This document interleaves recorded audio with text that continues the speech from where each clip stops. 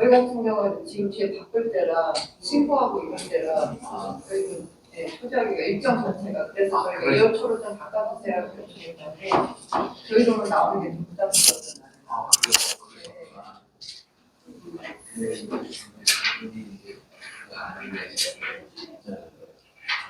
네.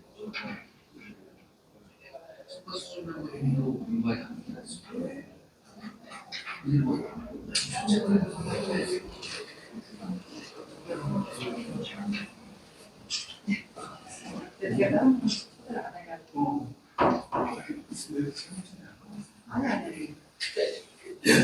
제가 한국 쓰는 사람을 보셨는데.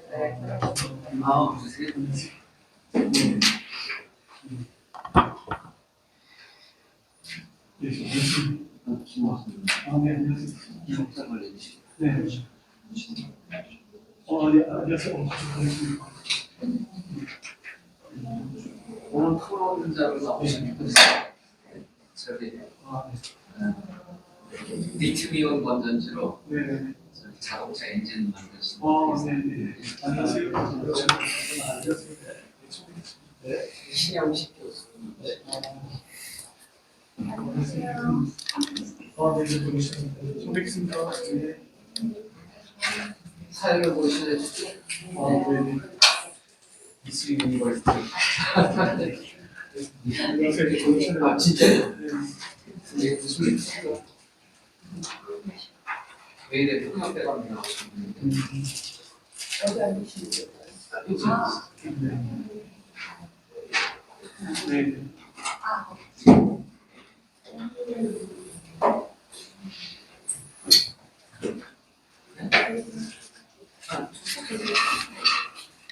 시작을 진짜 오는 사람도 있고. 그렇습니다.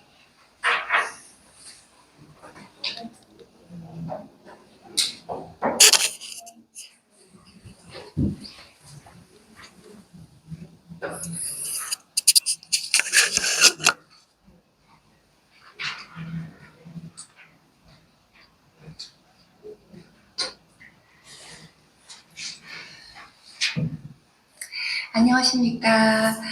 오늘 폐리튬 2차 전지 배출 현황과 EPR 제도 도입 방향 및 필요성에 대해서 한국전지 재활용 협회 이시정 대표님께서 네네 이시정 국장님이요?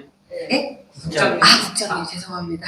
국장님께서 지금 발표를 하시겠습니다. 저기 제가 좀 순서? 네. 네. 됐어요. 제가 할게요. 그래요. 네.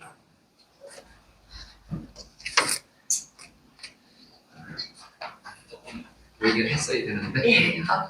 콘테를 안 주셔서. 코트를 안 드렸더니. 안녕하세요.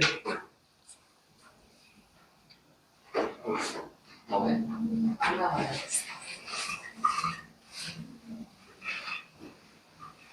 네, 안녕하세요. 네, 저는 한국공유정책연구원의 교육원장을 맡고 있는 김호진 교수입니다.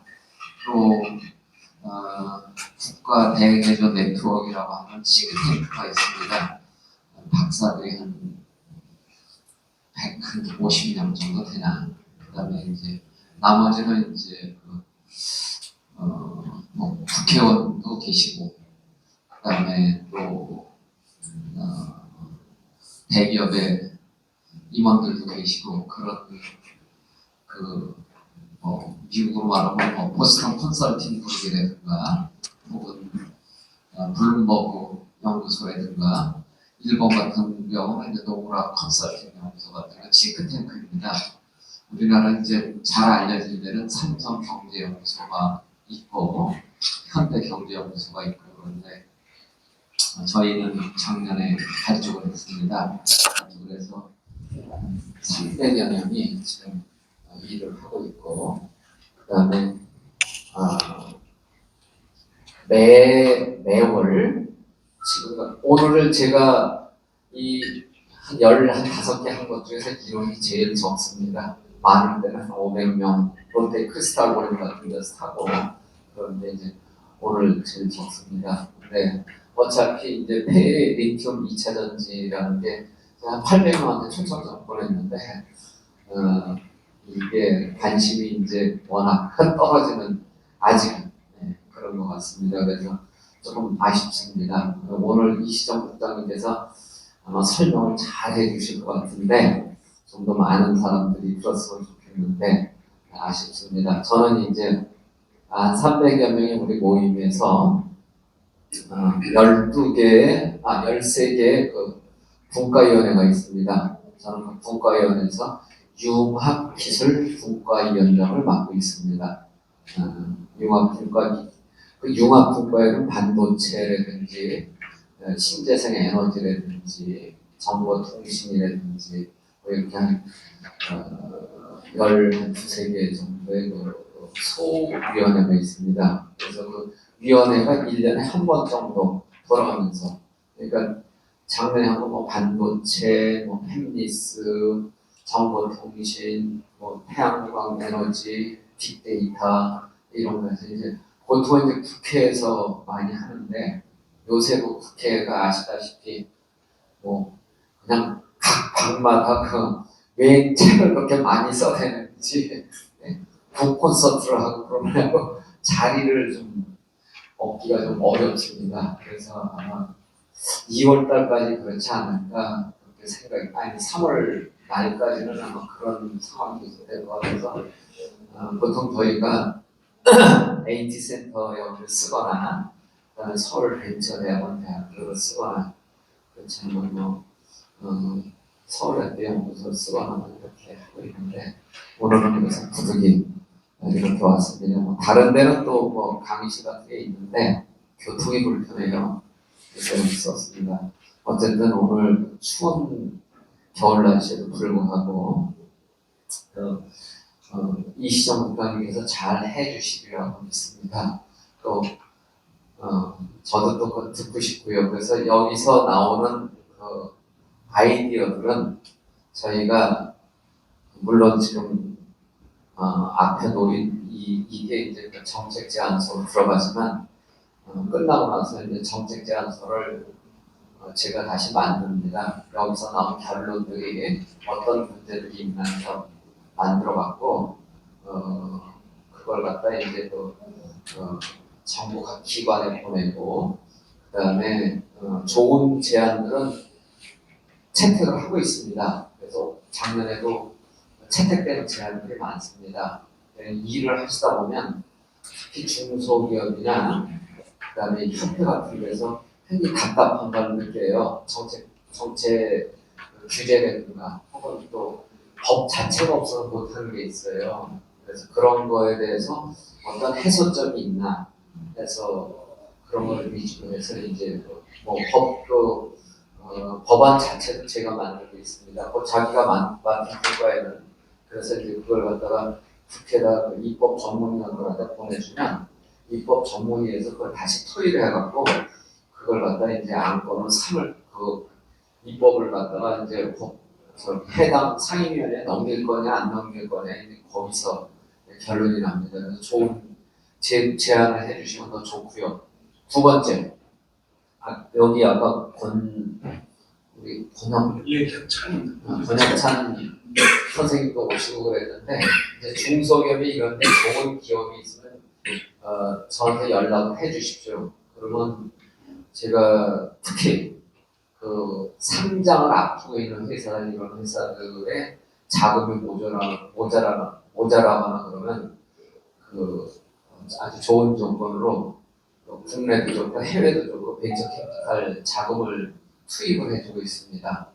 그래서 액수는 클수록 좋은데 중소기업 오르면 보통 500억, 1000억 이렇게 가고 작년에도 하나 했는데 2,900원에 이제 주식을 펀드 매입을 했는데 지금 31,000원, 2,000원 정도 지금 장외시장에서 겨울에 올 겨울에 이제 상장이 됩니다. 그러면 5, 6만 원 정도 가지 않을까 이렇게 생각됩니다. 그래서 뭐 소개하시면 그때 뭐 그때 같이 조금 더 사셔서 들어가셔도 좋고 아주 좋은 일입니다. 그래서 이제 그 나쁜 적이 아니라 정식으로 이게 다 로펌에서 다 하는 거니까 전혀 걱정하실 게 없고요. 그래서 중소기업 같은 거 이제 폐건전지 같은 거 이런 거 사업이 좋은데 돈이 없어요. 사업이 좋은데 땅이 없어요. 이런 거는 항상 그런 기업들이 있으면 저한테 소개해 주시면 이런 걸 통해서 검증을 해야 돼요. 우선 거기에 전문가들이 과연 그래서 오늘은 저기 이렇게 왔는데 저는 전자공학하고 경영학을 했습니다. 그래서 전자공학 박사하고 경영 박사 학위로 일리노이 어바나 샴페인이라고 미국에 있는 대학을 나왔습니다. 최종적으로 포항공대 철강대학원 강의를 거치고 퇴직을 했습니다.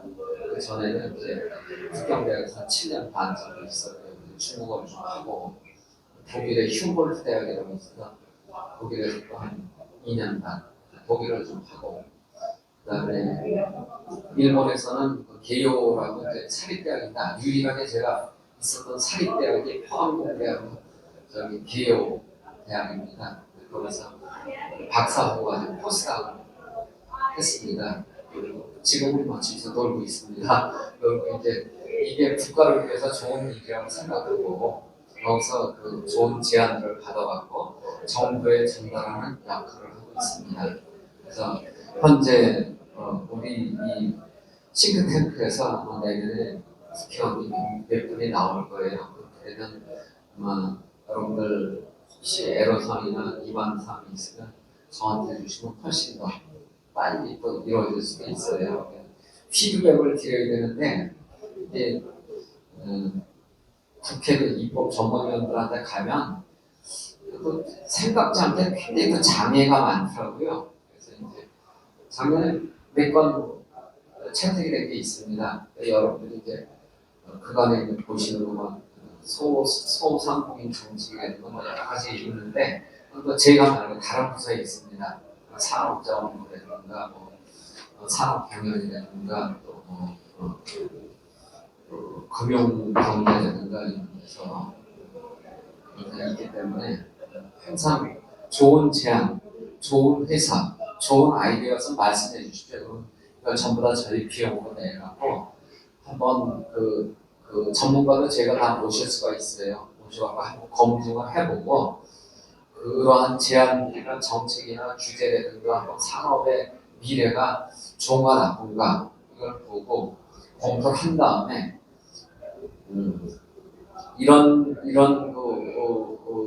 국가위원회가 13개가 있는데 13개가 한 달에 한 번씩 한다고 그러세요. 13개 이 세미나가 있어요. 근데 어떤 데는 뭐 한 400명 모이는 데도 있고 어떤 데는 뭐 한 3, 40명 모이는 데도 있고 어떤 데는 뭐 10명, 20명 모이는 데도 있는데 그 인원 수에는 뭐 크게 적어하지 않습니다. 그 전문가들이 모여서 얼마만큼 검증을 해주느냐 그게 좀 중요한 거고요. 그게 또 값어치가 있는 거고 그 다음에 또 과거에 해보니까 작년에 쭉 해보니까 저런 분들이 많아요.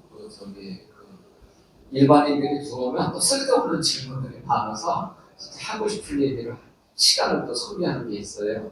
그래서 그런 거 좀 감안하시고 지난번에 저기 삼성동에서 했는 데는 거기는 뭐 한 200명 모였나 롯데에서 한 건 한 500명씩 이렇게 4, 500명쯤 모이고 또 바로 직전에 한 건 한 4, 50명 정도 모여서 청담동 아트 갤러리라고 하는 데서 아시는 분들이 있을 거예요. 거기서 했습니다. 그래서 좋은 아이디어가 있으면 항상 세미나 저거 해주시고 그 다음에 또 이거는 한번 이런 아이템을 한번 좀 발굴해 봐야 되겠다 하는 거는 항상 말씀해 주시면 좋겠습니다. 제가 주제 발표하신 분들이 우리 이시장 국장님께서 좋은 거 많이 준비해 오셨으니까 저는 여기까지 하고 다음은 이시장 국장님한테 마이크를 넘기겠습니다. 말씀 감사합니다. 김호진 박사님을 정말 어렸을 때부터 천재셔서 우리나라 발전에 제가 봤을 때 꼭 필요하신 교수님, 박사님이신 것 같아요. 그리고 오늘 제가 콘티를 잘 받지 못해가지고 우선 저는 이시정 국장님께서 쓰신 PDF 자료를 읽어봤는데 정말로 이 우리나라에서 이 배터리, 그러니까 EPR 제도를 만약에 도입하게 되면 정말로 경제 성장에 굉장히 큰 역할을 해줄 수 있는 그런 제안인 것 같아서 굉장히 중요한 포인트인 것 같아요. 앞으로의 자동차 및 여러 모든 거에 지배하는 건 다 배터리이기 때문에 그게 가장 재활용 면에서는 중요한 요소인 것 같아요. 일단 제가 오늘 사회를 맡게 된 스페인어 통역 전문으로 하는 박성민입니다. 바로 저희 오늘 발표를 리튬 전지 EPR 제도 도입을 위한 정책 과정 제안을 저희 이시정 한국전지 재활용협회 국장님께서 발표하시겠습니다. 여기서 사시면 될까요? 네, 거기서 하세요. 네, 반갑습니다. 저는 한국전기자원협회 이시정 상무국장입니다. 저는 먼저 개요부터 말씀드리겠습니다. 먼저 저희 한국전지재활용협회를 간단히 소개를 하고 폐리튬 2차 전지 배출 현황과 효과성 및 안전성에 대해서 발표하겠습니다. 또한 이에 따라서 EPR 제도 및 전지 배터리 종류와 현재 폐 건전 및 수거 체계가 어떻게 구축되어 있는지에 대해서 설명하고 이에 따라서 EPR 제도 도입 방향을 제시하겠습니다. 먼저 저희 한국전지협회는 자원의 절약과 재활을 촉진에 관한 법률에 근거하여 전지류, 배터리 관련하여 저희 협회에서 국내조합에서 담당하고 있습니다. 저희 협회는 정회원사와 준회원사로 구분되는데 정회원사에는 건전지를 제조하거나 수입하는 업체가 정회원사입니다. 전지 전문 브랜드인 듀라셀, 덱셀, 에너자이저가 있고요. 그 다음에 온오프라인 전문 유통사에는 홈플러스, 롯데마트, 코스트코, 다이소가 있습니다. 또한 항공, 자동차, 운송 관련해서는 도요타, honda뿐만 아니라 대한항공, 아시아나항공, 롯데미 저희 협회 회원사입니다. 또한 전자제품 전문 브랜드인 삼성전자, LG전자, 그리고 소니, 파나소닉, 필립스전자가 있고요. 그 다음에 국내 제조, 배터리 제조는 잘 아시는 알카라인 전지 제조는 대표적으로 백셀, 그리고 리튬 계열 전지는 비트로셀과 아리셀이 있습니다. 제너에너지가 있고 니켈 카드뮴 축전지, UPS용을 제조하는 IBT가 국내 제조사로 있습니다. 또한 이제 소형 가전의 전동 공구 예를 들면 와임삭이라든지 로버트 보시 이점이 저희 정회원사로 있고 준회원사의 경우에는 이 전지류를 재활용하는 업체가 준회원사인데 대표적으로 리튬이온 전지, 폴리머 전지를 재활용하고 있는 성일하이텍과 주식회사 ER의 경우에는 리튬 2차 전지, 이온, 폴리머, 인산철뿐만 아니라 리튬 1차 전지와 망간 알카라인 전지를 재활용하고 있습니다. 또 프리솔의 경우는 망간 알카라인 전지, 주식회사 코바에는 니켈 카드뮴과 니켈 수소 전지뿐만 아니라 EPR 대상 품목인 산화 전지까지 제한 업체를 가입되어 있습니다. 리튬 2차 전지 품목 확대에 따른 배출량 증가가 되고 있습니다. 리튬 2차 전지란 충전해서 사용하는 전지인데 주로 이제 노트북 배터리, 핸드폰 배터리가 2018년도 이전에는 주로 발생되는 지자체 통해서 회수됐던 것이 주로 노트북, 핸드폰 배터리였다면 19년부터는 보조 배터리로 시작해서 21년도에는 이제 전자담배뿐만 아니라 소형 전동드릴이라든지 캠코더 배터리뿐만 아니라 소형 가전 그리고 작년부터는 저희가 전기 킥보드, 전기 이륜차 그리고 ESS 배터리까지 지자체를 통해서 지금 배출되고 있습니다. 폐리튬 2차 전지 연도별 발생 증가율입니다. 전체적인 양으로는 소형이다 보니까 이제 증가가 많이 되진 않지만 전년 대비 이제 저희가 증가율을 봤을 때는 18년도 이후부터 꾸준히 2차 전지 배출량이 증가되고 있고 작년의 경우에 전년 대비 39%가 리튬 2차 전지가 발생되고 있습니다. 저희가 폐전지 모니터링, 저희가 지자체를 통해서 건전지가 회수되는 해서 2022년도에는 수도권에 있는 망가나 알카라인 전지 재활용 업체에서 모니터링 했을 경우에 결과가 리튬 전지 결이 전년 한 22% 정도, 21% 정도가 리튬 계열 전지가 발생했다면 작년에는 저희가 수도권뿐만 아니라 비수도권, 지방, 쉽게 해서 지방 같은 경우에는 충전용 전지를 사용량이 적지만 그래도 작년에 비수도권까지 들어오는 것까지 다 포함했을 때 리튬 2차 전지, 리튬 1차 전지 포함해서 약 한 24% 정도가 지자체에서 들어오는 물량 중에서 리튬 계열 전지가 배출이 많이 급증하고 있습니다. 저희가 기존 19년도 이전에는 지자체 간담회를 통해서 발표했을 때는 지자체를 통해서 배출되는 모든 전지를 100으로 봤을 때 97%가 알카라인 전지, 나머지 3%가 니켈 카드뮴, 니켈 수소, 리튬 1차 전지, 납전지 일부입니다라고 발표했다면 저희가 2021년도 이후부터는 작년처럼 보면은 거의 한 8% 정도가 비대상 전지가 포함됐고 이 중에서 이제 리튬 2차 전지, 리튬 계열 전지가 급증하고 있습니다.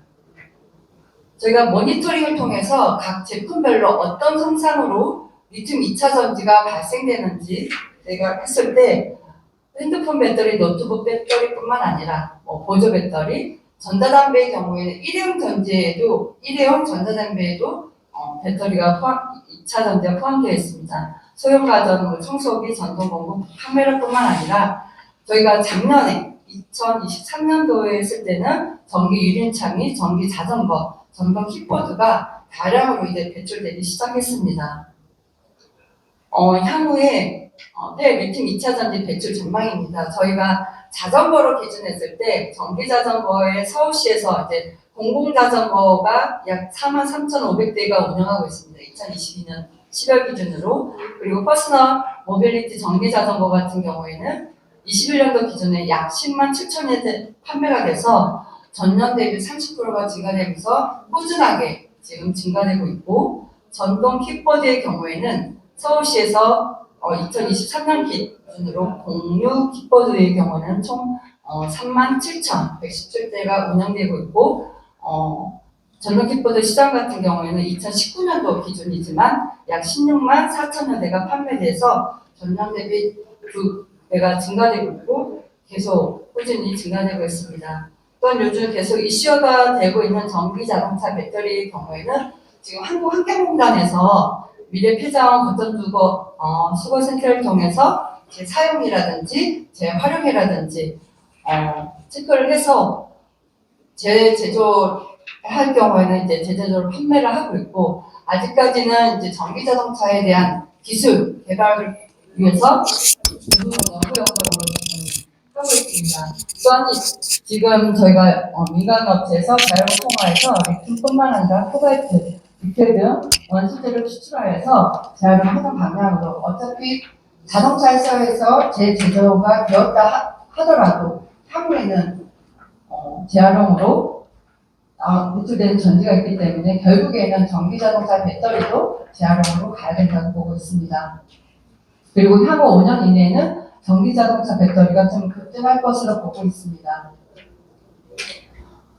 또 리튬 2차 전지는 요즘 이슈가 되는 것이 경제성, 재제조, 재사용이기 때문에 경제성을 많이 하고 있는데 리튬 2차 전지에도 비유가성들이 있습니다. 리튬 전지 특징이 나중에 차후에도 설명드리겠지만 안전성, 화재 위험성이 있기 때문에 대부분 이제 산업용이라든지 가정에서도 폐전지 사용량이 많은데 이렇게 케이스로 포장된 경우에는 안전 때문에 해체 작업하는 비용이 많이 발생하고 있습니다. 비용이 발생하고 있고 또 리튬 인산철의 경우에는 오히려 처리비가 많은 안전성 때문에 처리비가 지금 가장 비싸게 처리비를 지급하고 처리하고 있습니다.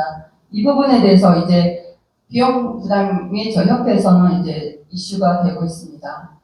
또 기존에는 리튬 2차 전지하면 이온 전지, 폴리머 전지가 이제 대세였다면 최근에는 이제 원소의 비용으로 인해서 리튬 인산철 전지가 많이 또 사용되고 있고 또한 중대형뿐만 아니라 소형에도 리튬 인산철 사용이 이제 증가되고 있고 저희가 모니터링했을 때도 과거에는 리튬 2차 전지하면 이온 전지, 폴리머 전지가 대세였다면 최근에는 소형에도 리튬 2차 전지가 많이 발생하고 있고 전년 대비 반출량도 92%가 많이 증가되고 있습니다. 그래서 저희 협회에서는 아무 제도권이 되지 않았기 때문에 저희가 내부적으로 예를 들어서 리튬 이온 전지, 폴리머 전지에 대해서 비용이 수익 부분에 수익이 났다면 리튬 인산철의 경우에는 처리비 부담을 하고 있는데 이제 처리비가 부족해서 처리 물량을 지금 현재 조정하고 있는 실정입니다. 또 전지 종류가 보시면 아시겠지만 같은 크기와 모양이 하더라도 종류가 다 다양합니다. 또한 2차 전지의 경우에는 니켈 카드뮴, 니켈 수소뿐만 아니라 나축 전지, 또 리튬 이온, 리튬 폴리머, 인산철로 이제 다양하고 또 소형가전에도 보시면 아시겠지만 저희가 이제 예시로 소형가전 전동공구에도 보면 니켈 카드뮴, 니켈 수소, 리튬 이온 전지가 사용되고 있고 또 청소기에도 마찬가지입니다. 또 UPS용에도 기존에는 저희가 UPS용이 납축 전지 아니면 니켈 카드뮴 전지가 대세였고요. 니켈 수소 전지가 잠깐 2000년도 초반에 이제 개발이 됐었는데 화재에 의해서 이제 니켈 수소 전지는 사용되고 최근에는 리튬 이온 전지 또는 리튬 인산철 전지가 UPS용으로 사용하고 있습니다. 또 자동차에도 하이브리드용에는 리튬 수소 배터리가 사용하고 있고 전기 자동차에는 리튬 이온 전지, 리튬 폴리머 전지가 사용되고 있습니다. 저희가 가장 중시하는 것은 리튬, 저희 협회는 아까 서두에도 말씀드렸듯이 저희 협회는 EPR 대상 품목에 대해서 관리 감독하고 있는데 리튬 2차 전지가 EPR 대상 품목이 아님에도 불구하고 저희가 이렇게 적극적으로 대응하는 가장 큰 이유는 안정성 때문입니다. 저희가 리튬 2차 전지가 발생량이 증가됨에 따라서 지자체 선별장이라든지 아니면 플라스틱 재활용 업체에서 계속 화재가 발생하고 있고 증가되고 있고 이거에 따라서 민원이 계속 발생되고 있어서 이 부분에 대해서 저희가 교육을 진행하고 있는데 관련해서 영상을 잠시 보여드리도록 하겠습니다. 리튬 전지 특징은 충격, 수분하고 이제 충격에 가거나 이제 수분에 의해서 반응이 발생하고 있습니다. 그래서 두 가지 조건, 저희가 충격을 가했을 때와 또 열이 발생했을 때 어떤 반응이 있는지 영상을 통해서 잠시 보도록 하겠습니다.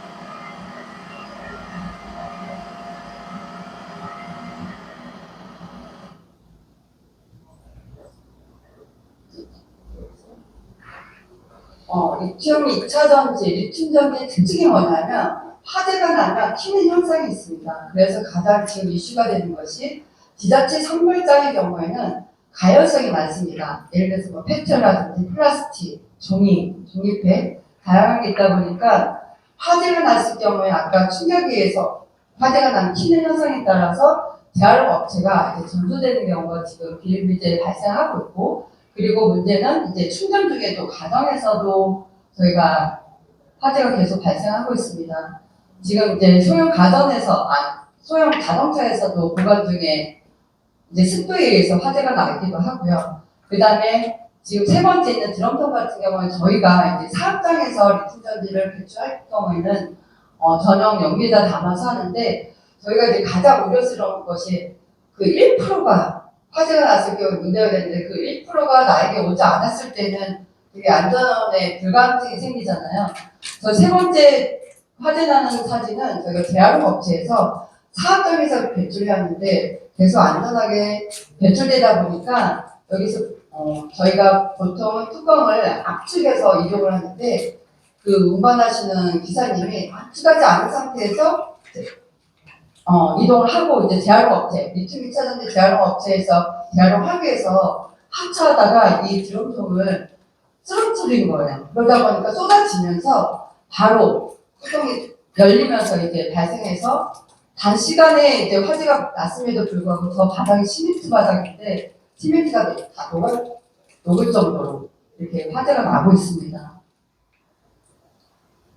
또 지자체 선별장에서 가장 많이 또 화재가 나는 이유 중에 하나가 이제 기존에 아까 전에 말씀드렸듯이 기존의 지자체에서는 리튬 결전지가 발생량이 적을 때는 비가 와도 상관이 없었고 또 공동단체가 뭐 지게차라든지 포크레인으로 작업하다 보니까 아무 문제가 없었는데 최근에는 리튬 결전지가 이제 발생이 증가됨에 따라서 실내 보관 중에도 또는 이제 실외 건전지 같은 게 보관 중에 그 습도에 의해서 이제 화재가 계속 나고 있고 또한 이제 작업 이제 중단을 하다 보니까 예를 들어서 뭐 플라스틱 소형 가전의 경우에 외피가 플라스틱이잖아요. 그래서 플라스틱이 적재되어 있는 상태에서 포크레인으로 작업하면서 이제 정리한다고 밀면서 이제 화재가 계속해서 발생하고 있습니다.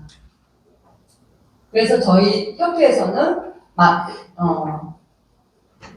망가나카라든지 재활용 업체에서는 일단은 모든 전기가 들어오고 거기에서 선별한 이후에는 리튬 결전지는 저희가 전용 용기에 담습니다. 담아서 산소가 더 이상 투입되지 않아서 보관 중에 화재가 나지 않도록 저희가 관리 감독을 하고 있습니다.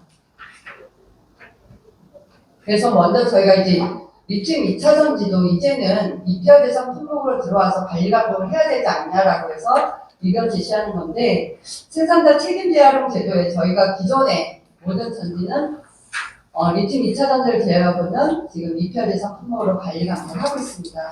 그래서 폐기물에는 생활계 폐기물 중에 세 가지 법이 있어요. 간단하게 설명하자면 폐기물 부담금은 내가 제품을 판매하면서 이거는 이제 폐기물이 발생하니까 이 비용을 제품에 판매하면서 100% 부담하는 것이 폐기물 부담금입니다. 재활용 되든 뭐 매립이 되든 상관없이 폐기물 부담금은 100% 이제 부담하는 거고 폐기물 예치금 제도는 뭐냐면 내가 제품을 출시했을 때 100%에 대해서 폐기물에 대한 비용을 부담을 했다가 내가 회수해서 재활용을 했어. 그러면 재활용 내가 만약에 30%에 대해서 했으면 그 30%에 대해서 환급을 받아요. 그게 예치금 제도고요.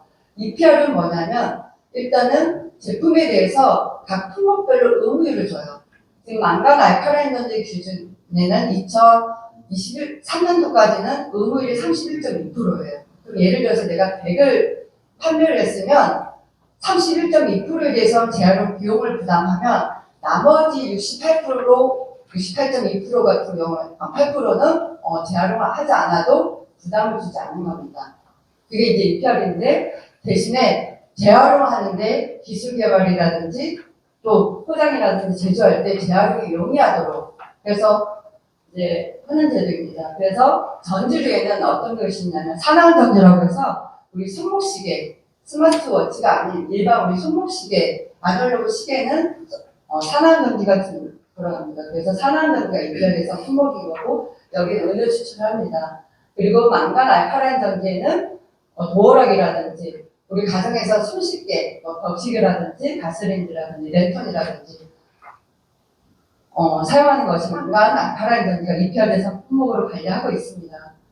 또한 리튬 1차전지라고 해서 양극재에 따라서 리튬 1차전지도 종류가 다양합니다. 이산화망간, 염화, 티오닐, 불알탄소, 이산화망간, 이산화황, 리튬 1차전지라고 하는데 우리 보시면 아시겠지만 우리 자동차 키 얘도 리튬 1차전지가 들어가고요.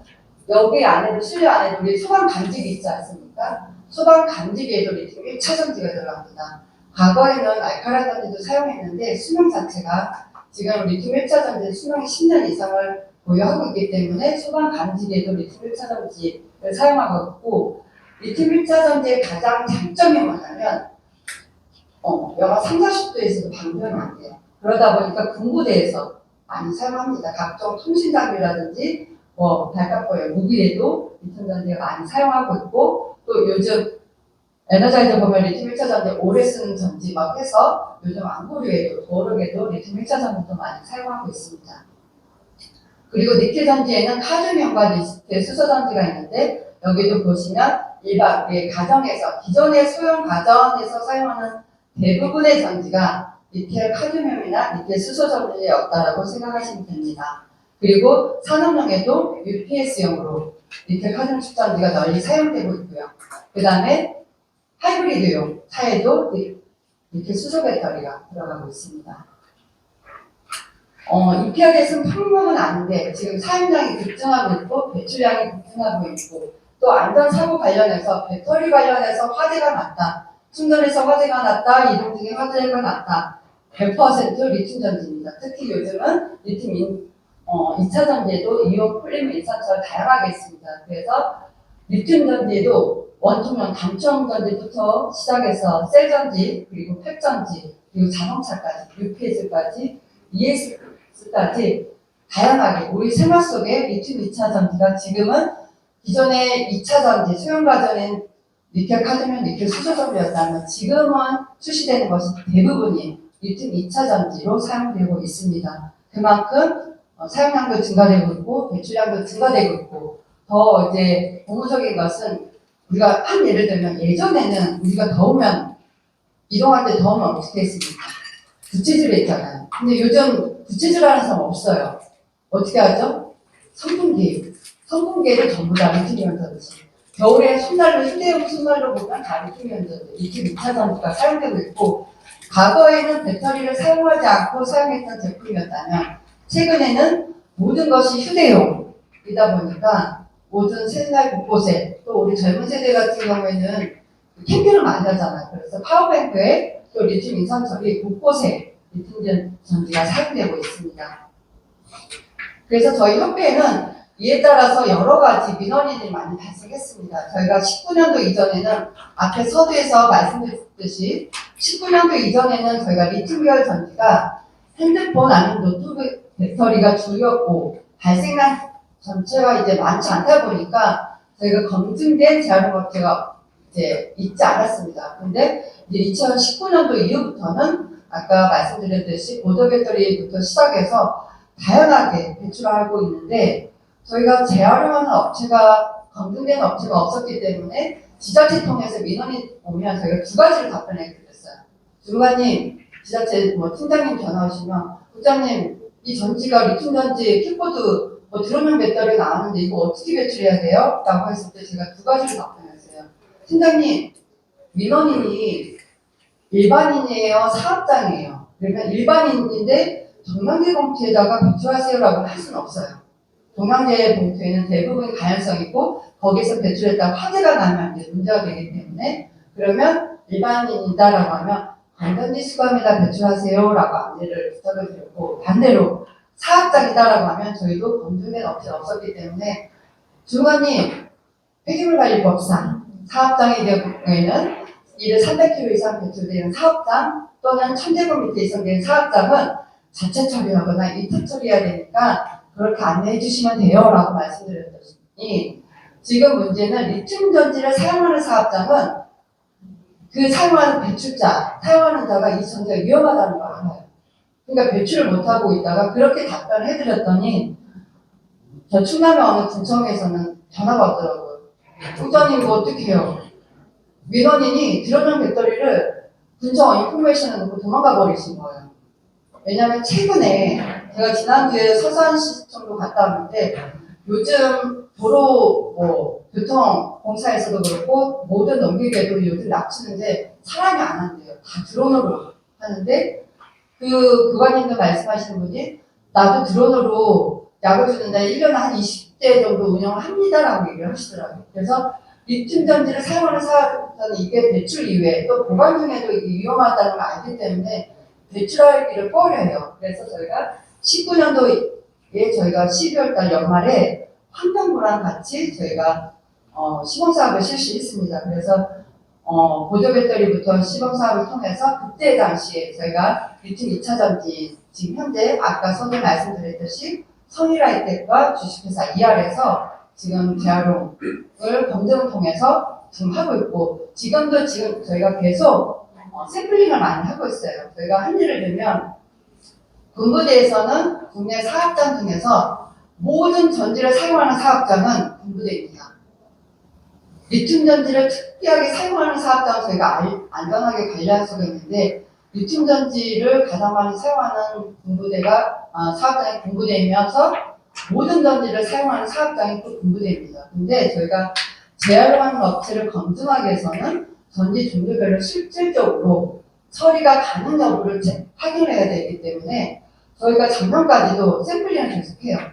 저희가 2020년도에는 군부대 거를 리튬 2차 전지 한번 재활용하는 기술을 개발해야 되니까 샘플링을 했을 때 저희가 처음에 제가 군부대 봤을 때 한 4개 정도 봤거든요. 리튬 2차 전지를. 예를 들어서 드론용 배터리, 통신 장비, 그래서 한 4가지 정도 이제 샘플링을 했었기 때문에 한 4가지 정도 우리 샘플링을 해드릴 테니까 재활용 가능 여부 좀 확인 좀 하겠습니다 하고 성일하이텍과 ER한테 이제 하겠다라고 먼저 하고 제가 군부대 가서 샘플링 했더니 한 20가지가 나오더라고요. 전지는 특징이 보통은 다 원통령 아니면 파우치형이에요. 근데 그것 따라서 어떻게 내가 구성하느냐에 따라서 그 원통령이 10개가 될 수도 있고 100개가 될 수도 있고 그거에 따라서 이제 부피가 커지고 케이스도 외피가 뭐 플라스틱인 경우도 있고 알루미늄인 경우도 있고 다양하기 때문에 저희가 샘플링을 통해서 지금 재활용을 다 하고 있고요.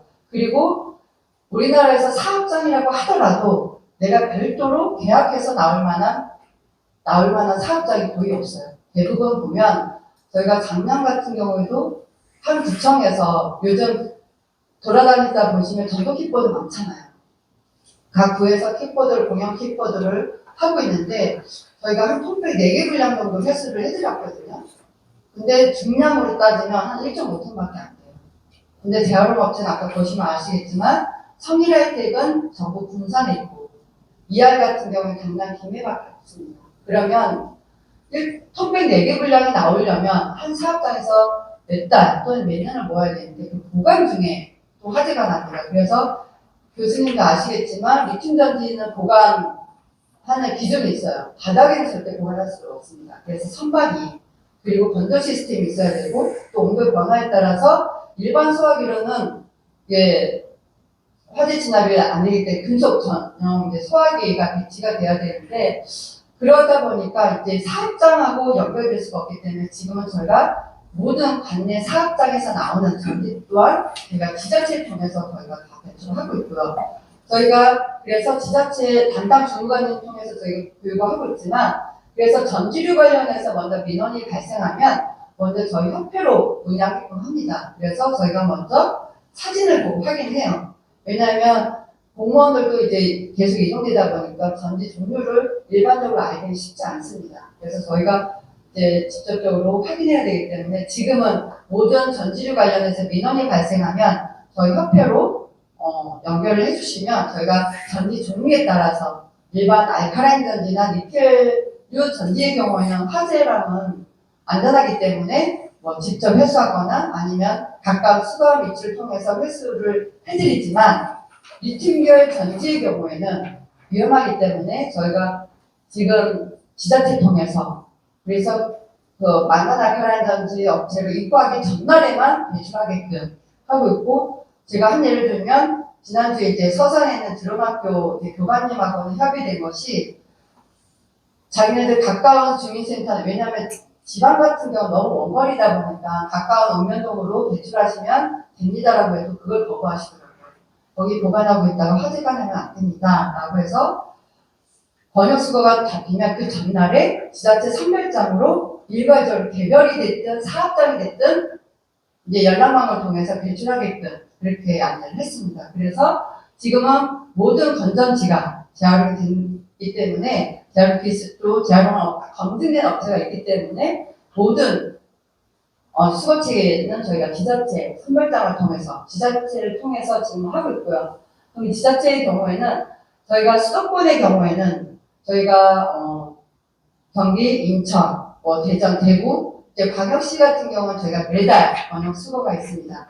번역 수거가 뭐냐면 재활업체가 다 아시겠지만 수도 보내는 인허가 받기 어렵습니다. 이 민원 때문에. 그래서 보면 재활업체가 경기도 안성 또한 경남 김해에 있다 보니까 바로 지자체에서 이동하기가 쉽지 않습니다. 그리고 지자체에서 나오는 양이 그렇게 많이 나오지 않기 때문에 제가 지역별로 서울의 경우에는 한 예를 들면 25개 구청이 있는데 강동권역, 양천권역에서 강동구의 12개 구청, 양천권역이 13개 구청에서 저희가 전날 다 문자를 통해서 번역수거 실시 안내 문자를 보내면 각 구별로 배출량을 저희한테 보내줍니다. 그러면 그거에 따라서 저희가 차량을 교차하고 그 강동 선별장, 양천구 선별장에서 다 차로 오면 저희가 차량으로 바로 상차를 시켜서 재활업체로 바로 보내고 있습니다. 근데 저희가 이제 수도권의 경우에는 리튬 2차 전지 발생량이 급증을 하고 있어서 서울의 경우에는 2024년 올해 1월부터는 저희가 한 달에 2번, 매월 2번째, 4번째 수요일 날 번역 수거를 실시하고 있고, 그리고 아까 말씀드렸듯이 지금 광역시 같은 경우 경기도뿐만 아니라 수도권, 그 다음에 뭐 대구, 광주 이런 경우에는 저희가 매달 실시하고 있고, 지금 영훈항권, 충청권의 경우에도 저희가 올해부터는 2달에 한 번 이렇게 번역 수거 일정을 좀 빨리 체계를 구축해서 진행을 하고자 합니다. 또한 요즘 이제 화제가 많이 나오고 있다 보니까 어떤 경우가 발생했냐면 저희가 불과 19년도 전만 해도 번역 수거를 비가 와서 저희가 진행했거든요. 비 맞으면서도 진행하고 했는데 지금은 저희가 만약에 번역 수거하는 당일날 비가 온다면 저희가 취소를 합니다.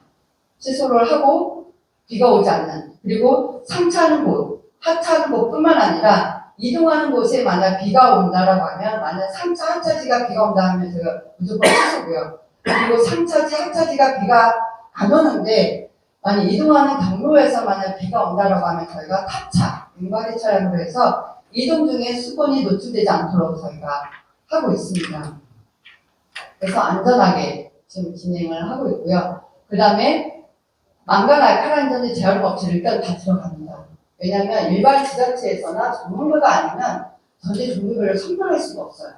저희가 아까 모양도 이렇게 보시면 아시겠죠? 한 예를 들면 AA 전지, 우리 도력에 많이 들어가는 AA 전지가 아시겠지만 망간 전지도 있고요. 알칼라인 전지도 있고 리튬 1차 전지, 니켈 카륨, 니켈 수소 전지 뿐만 아니라 최근에는 리튬 2차 전지도 나오다 보니까, 그리고 다양하게 팩 전지를 다양하다 보니까 저희가 모니터링 했을 경우에는 어떤 경우는 이게 배터리인지 아닌지 저희가 구분 못한 경우도 있었어요. 그냥 외피가 벗겨지면 분명히 사용자가 배출자가 이게 배터리이기 때문에 전지를 배출을 하셨는데 외피가 다 벗겨진 경우에는 저희가 알 수가 없어서 이제 안전하게 재활업체에서 검정을 통해서 이게 어떤 전지인지 다 확인해서 재활을 하고 있습니다. 그래서 선별 자체는 저희가 지자체에서는 하지 못하고 재활업체, 망간 알칼라인 전지 업체에서 재활로 전지 종류별로 선별하고 각각의 선별된 전지, 망간 알칼라인 전지는 그 해당 업체에서 재활을 하고 있고요. 니켈 카륨은 니켈 수소, 리튬 1차, 2차, 납축 전지의 경우에는 각각의 해당되는 재활업체로 보내서 처리를 하고 있습니다. 왜 EPR이 도입이 돼야 되는지에 대해서 간략하게 3가지로 저희가 건의를 드리고자 합니다. 먼저 일단은 EPR이라는 제도에 들어오기 위해서는 배출자가 있어야 되고 수거 체계가 있어야 되고 재활용이 돼야 됩니다. 근데 이미 저희는 어부지리로 좀 많이 구출을 한 것 같아요. 왜냐하면 지자체에서 계속 민원이 발생하고 화재가 발생하고 이 부분에 대해서 이제 저희가 지자체하고 계속 긴밀한 관계를 통해서 하고 있다 보니까 지금 현재 지자체를 통해서 수거 시스템을 거의 이제 진행했다고 보시면 됩니다. 하지만 저희가 EPR 대상 품목이 아니기 때문에 공격적으로 홍보하지는 않고 있습니다. 다만 민원이 발생했을 경우는 저희가 적극적으로 아까 얘기했듯이 서산에 내려가서 그 들어온 학교 관련된 분하고 나서 이렇게 적극적으로 대응을 하고 있지만 아직 EPR 대상 품목이 아니다 보니까 저희가 적극적으로 홍보를 하지 못하고 있는 부분이 있습니다. 그래서 하루속히 이제 대상 품목이 돼서 좀 체계적으로 관리 감독뿐만 아니라 이제 재활용이 될 수 있도록 필요할 것 같습니다. 두 번째로는 지금 리튬 계열 2차 전지가 EPR 상품업에 도입되지 않는 가장 큰 요인이 경제성에 먼저 대두돼서입니다. 왜냐하면 지금 계속 이슈가 되는 것이 전기차 배터리잖아요. 전기차는 재활용보다는 이제 재사용 쪽으로 가다 보니까 이게 경제성이 대두다 보니까 이게 지금 환경부랑 삼자부랑 국토교통부랑 막 이렇게 하다 보니까 이게 교통정리가 안 되니까 이게 파생되는 소형 가전이나 이런 거에 대해서 계속 문제가 발생하고 있음에도 불구하고 진행이 좀 안 되고 있습니다. 그런데 아시겠지만 리튬 2차 전지는 유가성뿐만 아니라 있는 것도 있지만 아까 얘기했듯이 폐점지, 대형 폐점지의 경우는 해체 작업하는 데 비용이 많이 들어갑니다. 제가 2020년도가 제가 한 그 예산에 있는 리튬 2차 전지를 재활용하는 업체, 검증되지는 않았지만 그 잠수함에 들어간 어리용에서 리튬 2차 전지가 발생했다라고 해서 한번 갔었거든요. 근데 분열 배터리에는 다른 전지보다 안에 그 코발트라든지 함량이 되게 높아요. 그럼 재활용 완벽하게 됐을 때는 수익률이 많이 높지만 일단 해체하는데 오래 걸립니다. 왜냐하면 이게 충격에서 잘못했다면 바로 아까 저희 화면 보셨잖아요. 터져버리거든요. 그러면 저희가 아직까지 제가 자부하는 게 뭐냐면 우리 직원들한테 자부하는 건 우리 인사사고 내지 말자. 지금까지 저희가 지자체를 대응을 해왔는데 인사사고 안 나게 하는 것이 저희가 제일 우선입니다. 그래서 아까 얘기했듯이 서울도 이번 달부터는 저희가 한 달에 2번 실시할 거다라고 했을 때 저희 직원들 되게 힘들어하더라고요. 굳이 한 달에 한 번 해도 왜 선제적으로 문제가 터지면 해도 되지 않을까요? 라고 얘기하는데 제가 이제 단언컨대 제가 지자체 간담회 갔을 때도 담당자들한테도 말씀드려요. 내가 지금 계신 중관님 때문에 이렇게 안 한다고. 왜냐하면 지금 재활용 담당 중관님들은 짧게 계시면 6개월 있다가도 바뀌시고요. 길게 있어야 2년 있다 바뀌시는데 이 전지에 대해서 잘 모르세요. 그러다가 이제 넘어가시는데 근데 화재가 나고 다치면 어느 분이 다치냐면 지자체 선별장에 가보시면 아시겠지만 지자체 선별장 가열성이 거의 90% 이상이에요. 그리고 그 선별학에서 선별 인원들이 많습니다. 그럴 경우에 만약 화재가 났을 경우에는 그분들이 다친다. 그리고 우리들은 그분들까지 다 만나서 현장 모니터링도 하고 그분들의 이제 애로사항이라든지 건의사항을 저희가 다 접수를 하다 보니까 다쳐도 그분들이 다친다. 죄송하지만 제가 예를 들어서 만약에 뉴스를 통해서 제가 대표님 처음 봤잖아요, 사회자. 만약 사고가 났어, 다쳤어, 안 좋대라고 해도 그랬어? 안 됐다라고 넘어가요. 근데 우리가 오늘 만나서 관계를 맺었잖아요. 근데 똑같이 만약에 이런 일을 발생했을 때 만약에 다치셨대 그러면 우리가 심층적으로 받아들일 점이 다르잖아요. 그래서 다치면 그분들이 다쳐. 그래서 그분들 위해서 우리 하자. 그분들을 우리가 정년 퇴직할 때까지 만날 분들이라고 저희가 했더니 우리 직원들도 감사하게도 해야죠 그러면. 그래서 지금까지 저희가 인사사고는 안 났거든요. 근데 유가성이 있는 것이 아니라 오히려 처리비가 리튬 인산철 같은 경우에는 저희가 만반 알칼라인 전지 기준으로 하면 통당 처리비가 35만 원이 안 돼요. 30만 원 두고 지금 처리를 하고 있다라 보면 리튬 인산철은 처리비가 저희가 통당 230만 원 주고 처리를 하고 있어요. 왜냐면 그거는 안전하게 처리하는 것이 목적인데 예전에는 리튬 1차 전지가 EPR이었지만 재활용 기술이 없었을 경우에 매립을 했단 말이죠. 근데 매립 이후에도 폭발하는 전지가 리튬 전지예요.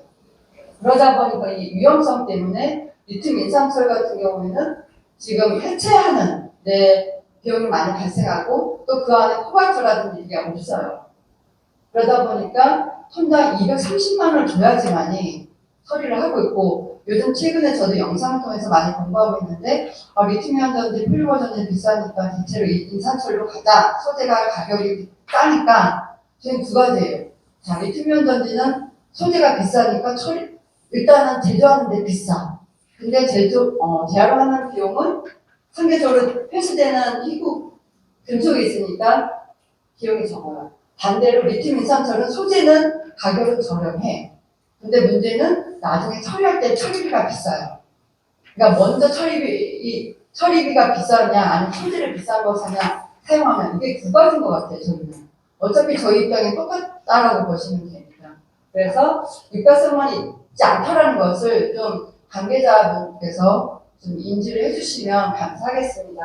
그리고 세 번째로는 다른 데도 편입시 이제 배출해가는 의무가 소비자에게 전가될 수 있다라고 표현했던 게 뭐냐면 리튬 2차 전지가 유가성 있고 경제성이 있고 이게 이제 이슈가 되다 보니까 EPR이 아니라 뭐 환경성 보장제 다른 뭐 이런 제도로 얘기를 하는데 거기 같은 경우 그 얘기를 하더라고 5개를 일반 소비자가 내가 소형 가전이랑 리튬 2차 전지가 5개 이상 있으면 방문 수거를 한다라고 하시더라고요. 근데 이거는 제가 봤을 때는 이게 좀 맞지 않거든요. 그러면 내가 만약에 소형 가전에 이게 기존에 니켈 카드면 니켈 수소 전지의 경우에는 예를 들어서 건전지 수감에 배출해야 되고 이게 만약에 리튬 이온 전지, 폴리머 전지의 경우 돈이 되는 전지는 내가 환경성 보장되니까 통하면 소형 가전 5개 이상 되면 방문 수거인데 라고 이렇게 지금 방향을 잡고 있는 경우도 있는데 그럴 경우에 우리가 솔직히 저도 종이폐 가정에서는 저희가 분리배출 하거든요.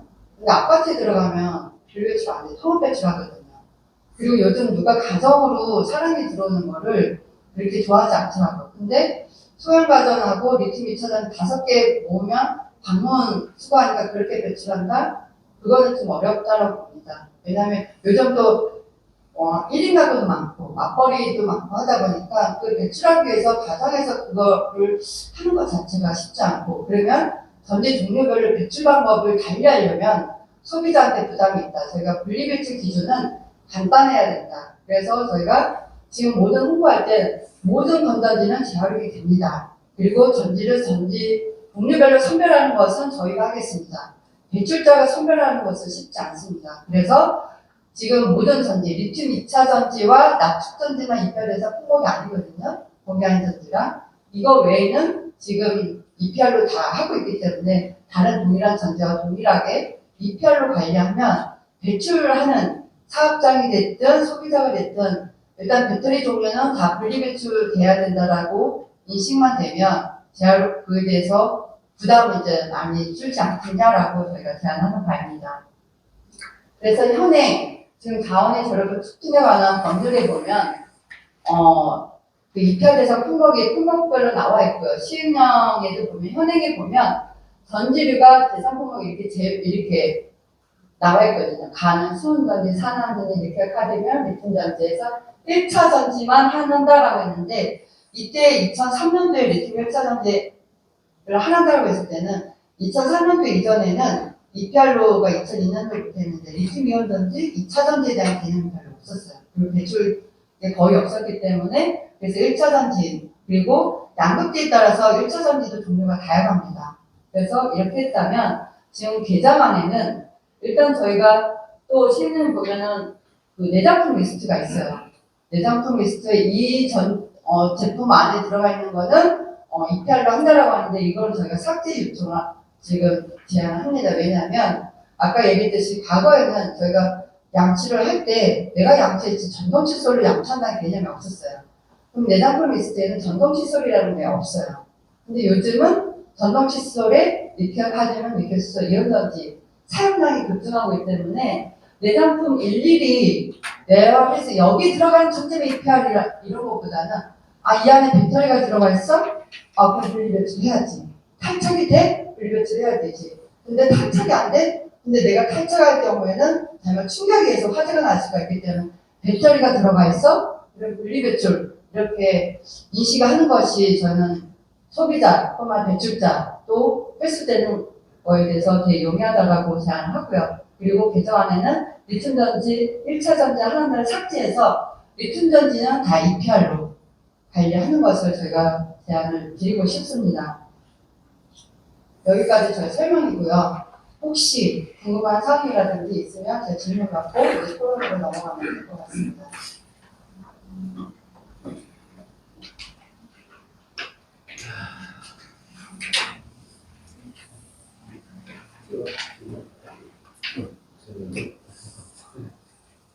네.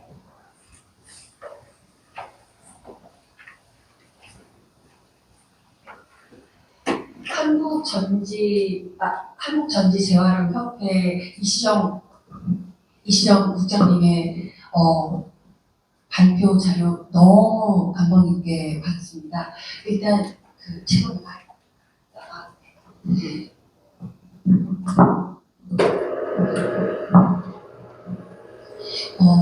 앞으로 우리나라뿐만 아니라 전 세계의 환경 문제와 제 4차 혁명, 또 5차 혁명, 7차 혁명까지 어떤 제안이 계속 들어오고 사실 어찌 보면 오늘 많이 모이지 않는 게 너무 아쉬울 정도로 이시정 국장님이 우리나라가 정말로 확실히 선진국이 될 수 있는 그런 EPR 제도를 도입한다면 정말 우리나라는 자원이 없는 나라이지만 어떤 배터리를 전 세계에 굉장히 지금 어디 안 들어가지 않은 데가 많은데 그 폐배터리를 재활용한다는 거는 정말 좋은 제안이신 것 같습니다. 너무 수고하셨고요. 그러면 혹시 질문 있으신 분 있으신가요?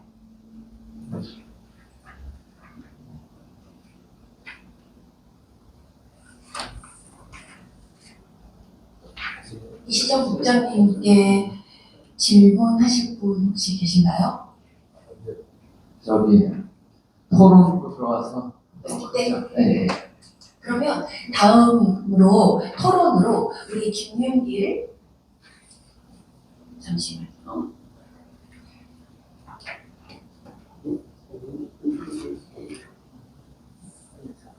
네, 김윤길 인피니 알파 기술공님께서 토론하시겠습니다. 토론보다도 이제 지금 이제 토론 들어오기 전에 제가 좌장을 맡고 있어요. 지금부터는 제가 얘기를 할게요.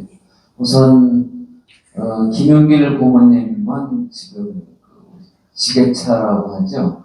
지게차에 그 회사가 전기지게차를 생산하고 있어요. 근데 거기는 배터리를 많이 쓰고 있습니다. 그래서 거기서 제가 한 7, 8년 이상 근무하셨고, 얼마 전에 또 지게차에 전기 배터리를 아마,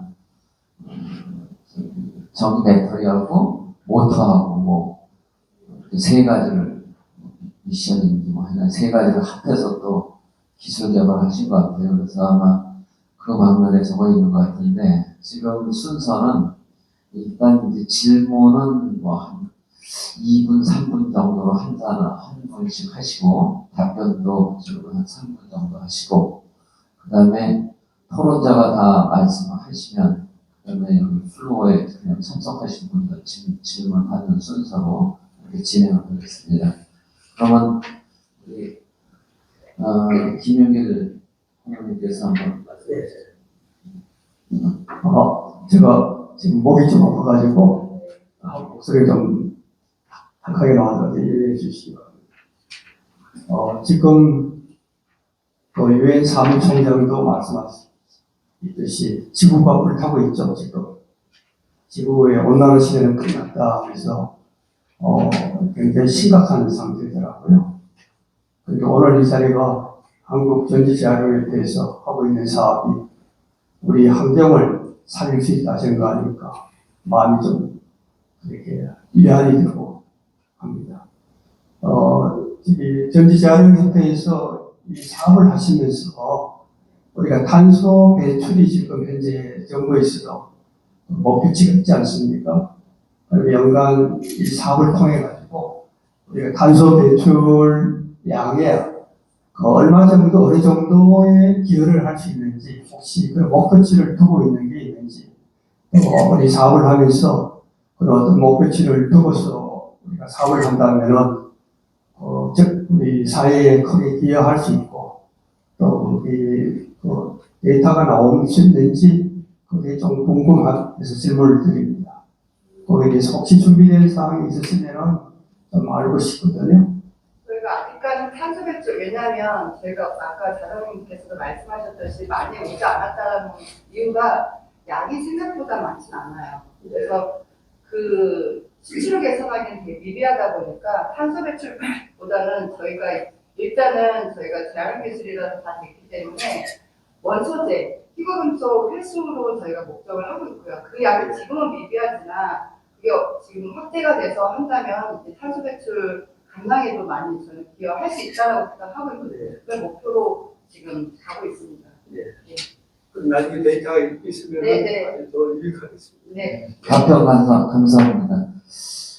그러면 두 번째로 우리 토론자로 나오신 정용석 시사저널 기자님 한번 하실 말씀 있으면 이건 뭐 질문만 하는 건 아니고요.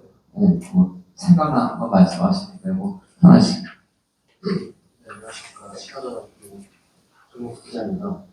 저는 2차 전지 관련해서 전문가도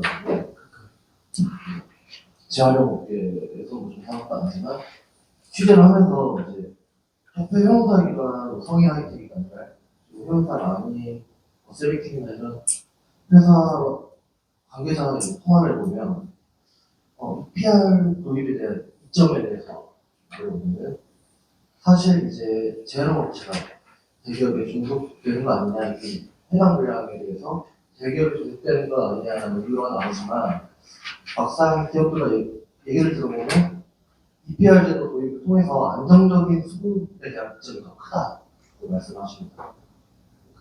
지금 현재 배터리 재활용 기업들이 너도나도 이제 도전을 하고 있지만은 그 업체 수가 손에 꼽을 정도로 적은데 그 이유가 지금은 발생량이 적지만 나중에 배터리 발생이 크게 될 때 결국은 회수율이 중요하다고 말씀하셨어요.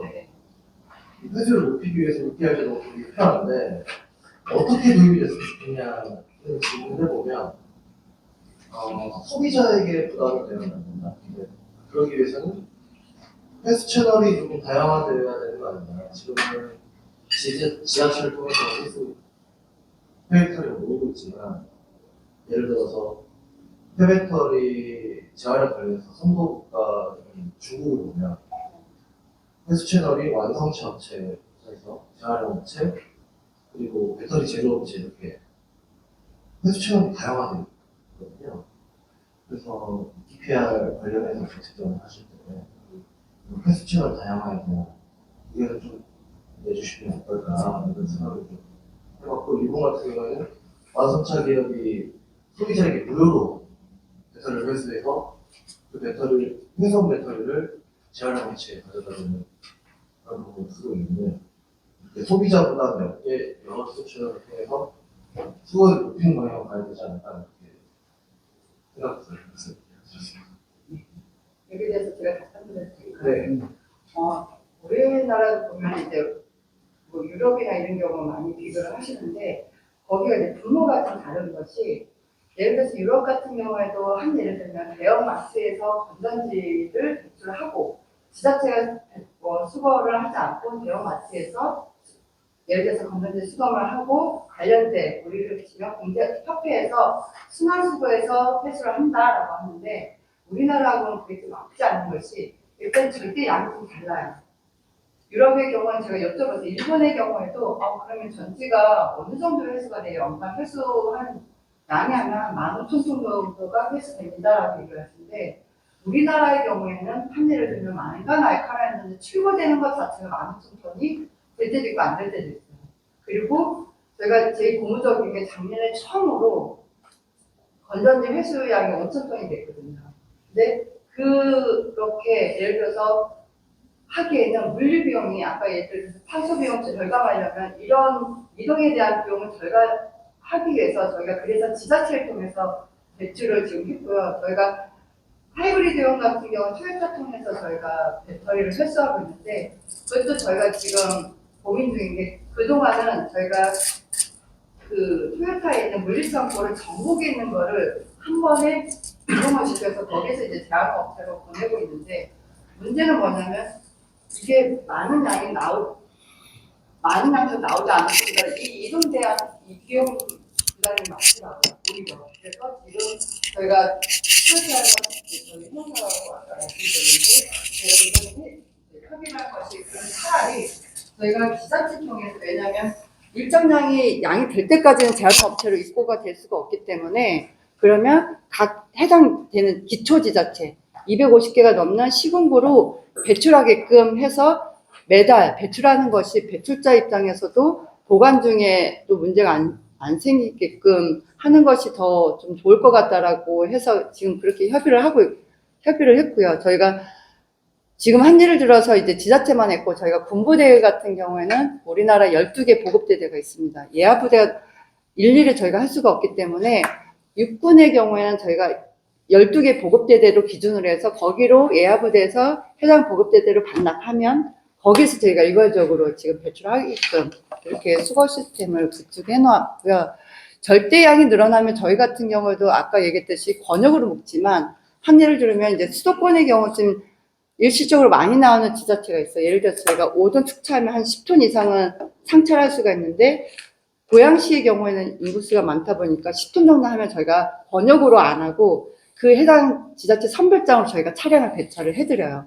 그렇게 해서라도 일단 모든 비용이라든지 탄소 이제 배출 감소를 위해서 저희가 지자체로 이제 진행했던 이유가 이제 그런 내용이다라고 보시면 되고, 향후에 예를 들어서 배터리 배출량이 증가가 되면 저희가 권역으로 묶지 않고 일괄적으로 이제 양이 되면 각 지자체별로 차량 배차하는 것이 제일 좋겠지만 우리나라에서는 그렇게 할 수 있는 양이 나올 만한 지자체가 아직까지는 없다라는 게 좀 아쉽고요. 또 반대로 재활용업체 우리가 근거리에는 없어요. 인허가가 문제가 되다 보니까 안성에 있는 재활용업체는 지자체 것만 들어갈 수 있어요. 사업장 건 아예 안 들어가요. 예를 들어서 내가 삼성병원이면 알카라인 전지가 안성에 있는 재활용업체랑 계약할 수가 없어요. 거기는 인허가 자체가 생활계만 가능해요. 왜냐하면 이게 민원이 워낙 많이 발생하고 있어서 그런 부분 때문에 저희가 모든 창구를 지자체로 통일시킨 이유가 이제 그런 내용이 있다라는 거를 좀 설명을 드리는 게 좋을 것 같아서 말씀드렸습니다. 네, 말씀 설명 잘 들었습니다. 그럼 오늘 아마 여기 한국순환자원-유통자원센터 지원센터 하실 말씀 많은데 권혁찬 본부장님이신데요. 네. 저는 오늘 여기 이거 듣고 굉장히 답답하다는 생각이 많이 들었어요. 설명이 답답한 게 아니라 이 산업 자체를 어떻게 끌고 가야 되나 이런 생각이 들었는데, 우리 권 본부장님께서 한번 오늘 들어보신 거를 한번 말씀을 좀 해주시죠.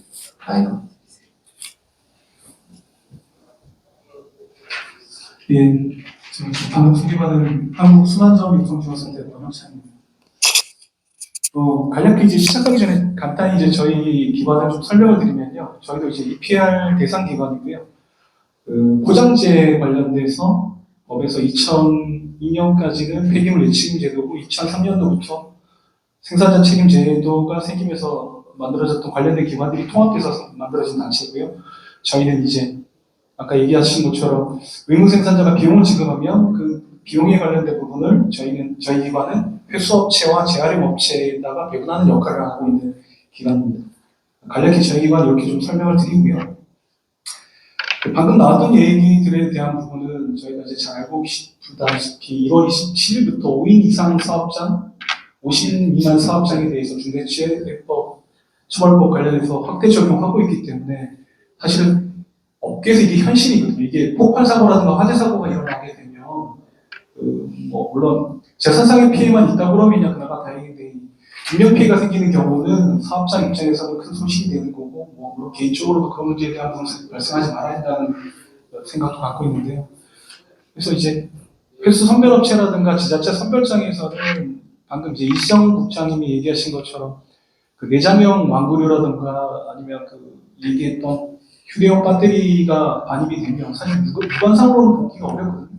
근데 자연 발화를 통해서 화재가 저희가 이제 통계로 보면 저희가 관련된 업계가 745개 업체인데 작년 올 1월까지 저희가 업체가 오기 전에까지가 확인을 해보니까 13회 정도 화재가 발생했더라고요. 그 기준은 화재 사실 증명만 가지고 기준을 뽑은 게 13군데고요. 13개, 네. 13회 정도 화재되는 거는 전소하고 일부 전소인데 거의 대부분 전소에 가까울 정도로 아니, 네. 735개 업체 중에 13개 업체예요? 아니면 그렇죠. 횟수가 13개예요? 745개 중에 13회인데 그 개수로 따지면 사실 퍼센트로는 미미한데 그게 이제 자기 사업장이 될 수 있다는 여러 가지 문제가 있고 여기 이제 강조하는 게 뭐냐면 전부가 아니죠. 네네네 그 화재 소방 시설을 강화하고 뭐 그 기존에 있는 여러 가지 뭐 24시간 경비라던가 소방 시설을 강화했음에도 불구하고 화재가 많이 일어나거든요. 그러니까 그런 부분들 때문에라도 제가 아까 얘기한 것처럼 뭐 회수 선별업계라든가 지자체 선별장에서는 이게 현안으로 발생하기 때문에 어찌됐건 간에 빨리 EPR 대상품으로 확대가 돼서 전지협회가 얘기하는 것처럼 안전을 위해서라도 어떤 체계를 통해서 회수가 될 수 있었으면 바라고요. 뭐 저희가 이제 계속 홍보를 하고 있는데 사실 이게 이제 저희 기관에서 계속 배포하고 있는 내용들인데 이걸 배포하는데도 불구하고 이제 지자체라든가 관련된 곳에서 이거 의무 생산 품목이 아니기 때문에 굳이 이걸 해야 하냐라는 여러 가지 문제가 나오는데 하루에도 시급히 이 대상품으로 좀 확대가 됐으면 좋을 것 같습니다.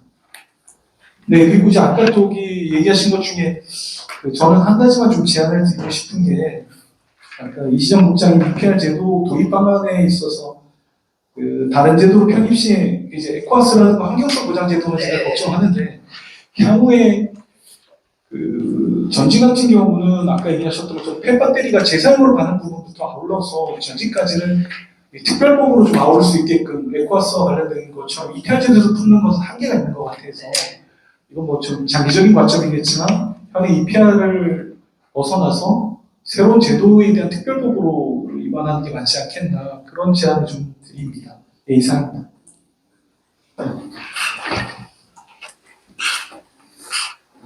감사합니다. 저는 저기 뭐 좌장 겸 토론자로 나섰지만 마지막으로 좀 말씀을 드리고요. 일단 뭐 더 질문하실 분이 있으세요? 혹시? 있어요? 네. 안녕하세요. 풍력 전원공학 시정실입니다. 제가 몇 가지 질문 드릴게요.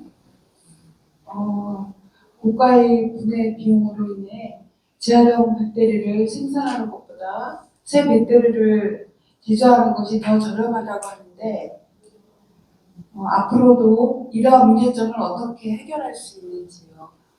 우리나라에서 아마 재활용품이 모든 품목에 아마 새 제품보다 더 가격이 적진 않아요. 이게 그렇지만 우리가 지금 예를 들어서 희귀금속을 사용을 하고 있잖아요. 언젠가는 예를 들어서 리튬이라든지 코발트라든지 대체할 수, 이게 수입에 의존할 수밖에 없기 때문에 이거의 회수에 대해서 기술이 개발이 돼야 되는 거고 지금 아마 그 유통기관센터도 아시겠지만 저희가 재활용품이 오히려 가격이 더 싸진 않아요. 이게 전지뿐만 아니라 이 모든 그래서 우리나라 이제 GR 같은 경우에도 이게 자사 제품을 회수해서 재활용해서 이제 신제품을 납품하는데 오히려 신제품하고 가격이 동일시를 하고 있거든요. 왜냐하면 이거에 대해서 회수하는 비용, 세척을 하든 뭐 재활용하는 비용이 이제 많이 부담되기 때문에 그래서 우리나라는 이제 국가에서 의무적으로 사용할 수 있게끔 제도로 묶어져 있어요. 그래서 이것이 배터리뿐만 아니라 재활용품에 대해서는 이제 그래서 의무적으로 공공기관에는 사용하게끔 독려를 하고 있습니다. 그렇습니다. 한 가지 더 질문 드릴게요. 리튬 전지 재활용을 위한 우리나라의 처리 공장은 대부분 어느 규모이고 몇 개의 기업이나 되는지요? 일단 우리 협회에서 검증된 업체. 왜냐하면 기본적으로 인허가는 지자체에서는 기준이 뭐냐면 공정이 있어요.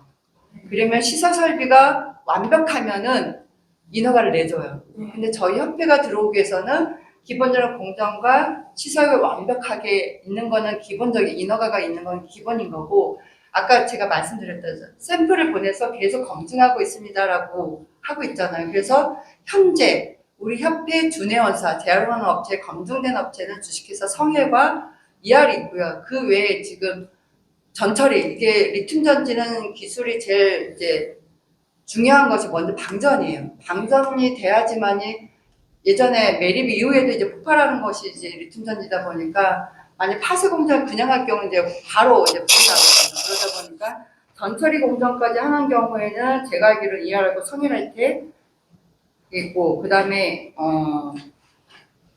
NH 리사이클이랑 세경메탈 몇 군데는 있는데 저희가 검증되지 않았기 때문에 제가 이 업체가 됩니다라고는 학원이 있는 걸로는 알고 있지만 저희가 검증되는 업체는 2군데고 이미 2업체만 해도 연간 처리량은 10,000톤이 넘어요. 그렇기 때문에 현재 검증된 근데 만약 EPR로 들어오게 되면 기존에 예를 들어서 인허가고 있고 진행하고 있는 업체도 저희한테 검증을 하겠죠. 저희는 전 처리가 가능한 후처리 공정이 아니라 후처리는 일단 블랙 파우더를 받아와서 여기에서 코발트라든지 니켈이라든지 알루미늄 회수하는 것이 아니라 전 처리 먼저 방전하고 그러고 난 다음에 공정을 통해서 블랙 파우더 나오는 기술이 저희가 우선이기 때문에 이 업체가 먼저 저희가 만약 제도권에 들어오면 검증된 업체가 아마 지금보다는 더 있을 거라고는 저는 보고 있습니다. 네, 잘 들었습니다. 네. 감사합니다. 저희 이렇게 여러 산업을 이렇게 쭉 크게 해봤는데요. 이 산업이 참 답답하다 이런 생각이 들어요. 굉장히 답답하다. 우리 정 기자님 어떻게 많이 취재하시고 어떻게 생각하세요? 미래에는 수익성이 나올 만큼 회수율이 예를 들어 소처리 공정에서 회수율이 많이 나지 그렇죠. 네, 어떻게든 뭐 수익성이 나올 것 같다. 그러면 이제 문제는 이제 그 수거를 더 많이 해서 수량을 늘려야 되는 건가 그런 문제인가요? 어떻게 생각해요? 일단은 저희가 이제 배출량이 사용처가 증가되고 있기 때문에 배출량은 저희가 증가될 거라고는 저희 보고요. 네. 지금 기존에 예를 들어서 그 리튬이 희귀금속인데 리튬 1차 전지 같은 경우 현재까지는 그 공정 이후에 블랙 파우더를 매립을 했었어요. 왜냐하면 그 양 우리나라에서 리튬 1차 전지는 재활용량이 200톤이 안 되는데 그 블랙 파우더를 습식 공정을 통해서 삼산리튬이라든지 하기에는 얼마 되지 않았기 때문에 안 했는데 지금 이제 리튬 1차 전지와 2차 전지를 같이 하기 때문에 지금 성일하이텍 같은 경우는 후처리 공정까지 해서 하고 있고요. 지금 ER 같은 경우에도 지금 후처리 공정을 ER에서 직접 안 하고 이제 해서 지금 후처리 공정에서 지금 진행을 올해 준공을 지금 시작했거든요. 네. 그래서 일단은 회수 기술은 일단 다 되어 있고요. 물량은 향후에 이제 배출되기 시작하면 문제는 이게 제도권이 없다 보니까 규제가 없어요. 그러다 보니까 불법적으로 예를 들어서 이제 수출하는 경우도 있고요. 그거를 우리가 통계적으로 관리할 수 있는 기준이 전혀 없어요. 제도권이 없다 보니까 일단 수입할 때도 어느 정도 통계가 잡혀야 되는데 아무 제도가 없기 때문에 어떤 예를 들어 정의원사 전지를 수입하는 사람들도 제조하는 사람도 내가 얼마나 대한민국에 수입해왔어 얼마나 내 대한민국에 팔았어를 공개적으로 제출하는 데가 기업들이 아무 데도 없어요. 아무 제도가 없기 때문에. 그래서 일단은 예. 네, 그 설명 잘 들었습니다. 제가 직접적인 사례니까 하나 말씀드릴게요. 저희 집은 그냥 단독주택입니다. 네. 단독주택인데 뭐 평수가 좀 넓어서 네. 그 일반 아파트에 제가 옛날에 아파트에 살았을 때는 사실상 건전지를 전지를 많이 사용을 안 했어요. 근데 단독주택에 살다 보니까 전지 수입비가 굉장히 많죠. 네. 그럼에도 불구하고 뭐 시계도 우리가 뭐 한 6-7개 벽시계도 달아야 되고 그다음에 뭐 그 정원에 뭐 이거 불 켜는 거 이런 거 하면 상당히 많습니다. 전지 쓰는 게. 근데 저는 이제 그 사실은 뭐 이 물통을 쓰는 것도 좀 아껴서 쓰는 사람이고 식당에서 저기 밥을 먹어도 커피는 꼭 제가 먹었던 종이컵을 줬으면 종이컵에 다시 얼른 빼내고 다시 하든가 아니면 쇠컵이나 그 유리컵 같은 걸 하고 있거든요. 네네. 그래서 이제 종이컵을 예를 들어 우리가 커피 마시는 종이컵이 생산원가가 한 2-30원 됩니다. 재질에 따라서 좀 다른데 근데 그거를 우리가 살려면 한 50원, 뭐 몇십 원 될 겁니다. 100원 가까이, 뭐 100원 정도 되는데 혹시 그거 생각해봤어요? 그 저기 EPR이라고 생각을 하고 그걸 갖다가 이제 재처리하고 그러는데 어느 정도 들어간다고 생각을 해봤어요? 이런 비슷한 거는 아닌데 거기서 3,000원 정도가 들어간다고 그래요. 컵 하나에. 어마어마한 거예요 이게. 네? 그게 한 뭐 20-30년 돼야 이제 그 자연으로 들어가는데 그 돈까지 그걸 수거해서 쓰레기장 갔다가 그게 다시 재처리 되고 해서 그때는 3,000원 정도가 들어간대요. 그 종이컵은 이제 물 안 새라고 안에 코팅도 들어가 있고 그래서 사실은 그 뜨거운 물로 우리가 거기서 커피를 마실 때는 몸에 아주 안 좋습니다. 뭐 물론 이것도 미세 플라스틱이 있긴 한데 이건 그래도 몇 번 따라 먹으면 미세 플라스틱 한 번만 먹으면 되는데 커피잔은 항상 그렇습니다. 그래서 쇠잔, 그 물컵, 쇠컵 그런데 그렇습니다. 또 한 가지 예는 우리 집 같은 경우는 배터리, 건전지 배터리 그거를 이제 뭐 아파트는 거기에 두는 데가 있는데 수거를 어떻게 하는지 모르겠는데 뭐 우리 딸내도 보면 수거하는 데가 있는데도 그냥 버리고 네? 쓰레기통에 저는 뭐 그런 거 환경에 대한 의식이 좀 있고 그래서 그걸 모아봤어요. 근데 20개 단위로 헌 배터리를 하나 준다고 새 그러더라고요. 건전지. 네, 새 건전지. 네. 새 건전지 내가 보면 100원짜리도 아니고 주더라고요. 근데 그것 때문에 한 건 아니고 그러니까 그 배터리를 우리가 그렇게 배터리를 많이 쓰는데도 40개 그러니까 20개 갖고 가서는 안 돼요. 우리 집에서부터 그 마을센터 주민센터까지 가는 데는 한 8km 돼요. 지금 제 차가 좀 커서 뭐 키로당 한 200-300원은 나올 거예요 기름값이. 그럼 왕복 16km면 내가 보기에는 순수한 기름값만 한 5-6천 원 나와요. 그러니까 EPR이 새삼스러워지는 보기에 40개를 가져가면 좋다 이거죠. 40개를 갖다 주면 40개를 새 거 있을 때도 제가 보기에는 요새 다이소 같은 데 사면 20-30개 사는데도 5천 원이면 아마 충분히 살 거예요. 그렇죠? 집 앞에 다이소. 우리는 다이소가 뭐 걸어가도 되는 데고 반대로 주민센터는 8km 떨어져 있는데 제가 이제 그거를 그렇다고 단독주택에서 그걸 쓰레기 수거하는 데 넣을 수도 없고 그러니까 꼭 모아서 갖다 주는데 야 이거 참 문제다 이런 생각이 들어요.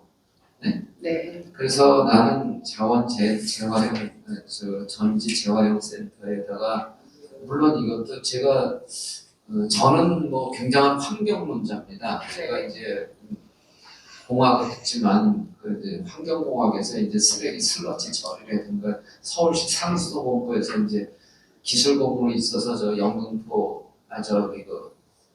영등포가 아니라 일은 아산병원 뒤에 그 취수장에서 하루에 150만 톤 물을 받아다가 걸러갖고 이제 어디로 가냐면 김포공항 가는데 거기 네. 정수장 있죠?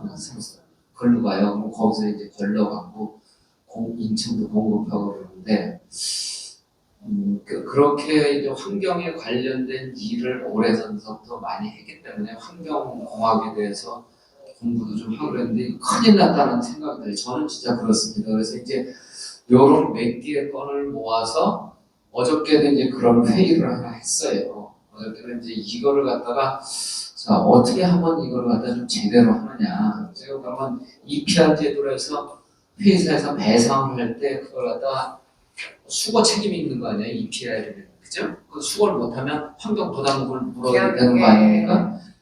그러면 환경 부담금을 물어야 되는데 제가 그 삼성그룹의 그 미래전략실에서 최순실 사건 나기 전까지 거기 경영 기술 담당 고문으로 있을 때 보니까 그 이태리의 그 입간판 큰 갤럭시 새로 나왔을 때 저보다 저 벽면보다 더 큰 입간판 하나 세우는데 100달 걸렸을 것 같아요. 정 기자님 한번 맞춰보세요. 인허가 나올 때까지 제일 번화가의 갤럭시 서너 가죠. 3년 걸렸어요. 왜 그런지 알아요? 모르고 이제 우리나라 생각하고 가다 걸려고 그랬더니 재료가 그때 내가 보기에는 기자재가요 한 700-800까지 들어가요 거기에. 기판이라고. 물론 기판은 엄청난 걸 하나로 쳐서 그렇지.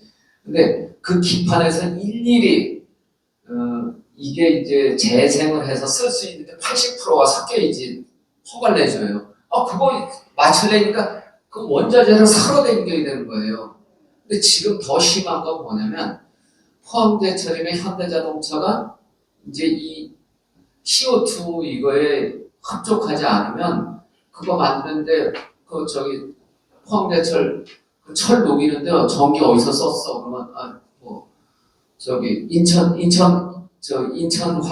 우리 당연히 화력발전소입니다. 그래서 당연히 화력발전소 못 됐어. 석탄 됐어. 안 돼. 사주질 않아요. 굉장히 심각한 문제예요. 그래서 굉장히 심각한 문제인데, 근데 내가 실직을 실천하려고 보니까 그러다 8km 걸어갈 수도 없잖아요. 그거 떨렁떨렁해서 맨 처음에 20개 가져갔는데, 이거 아니다. 차가. 그래서 이제 40개를 모으기 시작해요. 아직은 이제 한 30몇 개 돼요. 40개는 안 됐어요. 그럼 이거를 이제 우리나라가 아파트가 지금 한 5, 60% 되는데, 한 40, 50%는 아직도 단독주택인데 이 사람들은 어떻게 해야 되나. 이거 다 쓰레기통으로 그냥 들어간단 말이에요. 그래서도 답답하고, 이거 어떻게 하느냐. 이거에 대한 방법을 갖다가 이제 어저께 저녁에 이제 의논을 했어요. 탄소 중립이라는 걸. 그러니까 이제 이런 거를 사서 수거를 하게 되면 회사에서 이렇게 주는 걸 갖다가 그걸 갖다가 포인트제를 해서 그 포인트가 나오는 거 갖다 세금을 내든지 이런 걸 해서 그 반기문 총장님이 기후 환경에 상당히 관심이 많으셔서 반기문 총장님을 동원해서 이런 걸 지금 어떻게 좀 하자. 이걸 제대로 수거하게. 그러니까 그러고 나서 이제 오늘 여기 온 겁니다. 근데 역시 들어보니까 산업 자체는 성일아이텍은 원래 워낙 큰 회사고 그렇지만 성일아이텍 말고도 이게 성일아이텍의 문제가 아니라 성일아이텍의 이 원자재가 이게 일이 되는 원자재가 가야 되는데 이거 가는 데까지가 지난한 과정을 거쳐야 될 것 같아요. 네? 그렇지 않아요? 이거 어떻게 수거해요? 어떻게 이걸 수거해요? 우리가 그래도 지금 내가 보기에는 10%나 됩니까? 수거율이 어떤 거요? 생산량에 비해서. 아니죠. 아까 말씀드렸을 난간 알카라인전지 같은 경우에는 작년에 한 33% 정도 회수가 됐고요. 네. 네. 그래서 아까 말씀드렸던 5,000톤 정도가 회수가 됐고. 5,000톤이요. 네. 그러면 33%면 15,000톤 정도가 나온다는 거 아니에요? 네네네. 생산량이. 네네. 근데 아까 그 리튬 보니까 그 생산량이 어디 웹페이지 보니까 오히려 줄었던데 저기 생산량 자체가 줄었던데 그건 왜 그래요? 생산량이 늘었다고요? 그게 그러진 않았는데요. 안출량이 계속 증가되고 있고요. 네. 여기 몇 페이지 말씀하실까요? 페이지를 안 쓰셔갖고 제가 표시를 해놨는데 아까 그러면 모니터링 혹시 모니터링한 거 보고 얘기하신 거예요? 2002 저기 모니터링 결과에서 그거는 저희가 예를 들어서 15톤 선별했더니 이렇게 나왔다라는 것과 거의 예. 4,215톤에서 문제가 2020년에 3,547톤으로 줄어들었어요. 왜 줄어들었나는 샘플링한 양인데요. 그래요? 절대량은 늘어났어요. 절대량. 네, 배출량이 계속 증가되고 있다고 아까. 그래서 이제 이게 지금 한두 시간 의논해갖고 될 일은 아니에요. 네. 그래서 이제 아마 지금 토론하실 분들 말씀 다 하셨고 그래서 어차피 이거 지금 이렇게 계속 하다가는 33% 지금 해갖고 10,000톤이 아직 어딘가는 쌓여있거나 없거나 그러는데 들어가면 땅속으로 들어가거나 그럴 수밖에 없는 거 아니에요 지금. 큰일 났어요. 네, 그리고 저기 음식물 쓰레기도 작년에만 해도 불과 한 달 전이죠. 작년에만 해도 제가 그 15만 원, 17만 원 했어요. 이 수거비가 1톤에 지금 25만 원으로 올랐어요. 25만 원, 27만 원. 큰일 났어요. 그래서 이제 저도 이제 학교는 벌써 한 4, 5년 전에 퇴직을 다 했고 이거 어떻게 이걸 풀어나가느냐. 그런데 과제는 과제예요. 그래서 이제 오늘 여기 데이터, 이제 사실은 지난번에 데이터 주셔서 제가 자세히는 안 읽어봤고, 이제 어떻게 그 질문 사항에 대해서 좀 준비 좀 해오십사 해서 부탁을 했더니 제가 퀴즈네어를 갖다 좀 만들어 드렸죠. 그러면서 이걸 좀 봤는데 이 전지가 큰일 났다라는 생각이 들어요. 근데 자원재생 재활용 한국 전지 재활용 협회에서 지금 그 협회의 업무나 이런 게 지금 어느 정도 원활히 돌아가나 이런 게 저기 성일 하이텍 같은 데 이제 큰 회사들에서 어느 정도 지원을 해주나 정부에서는 어떻게 지원을 해주나 또 우리 저기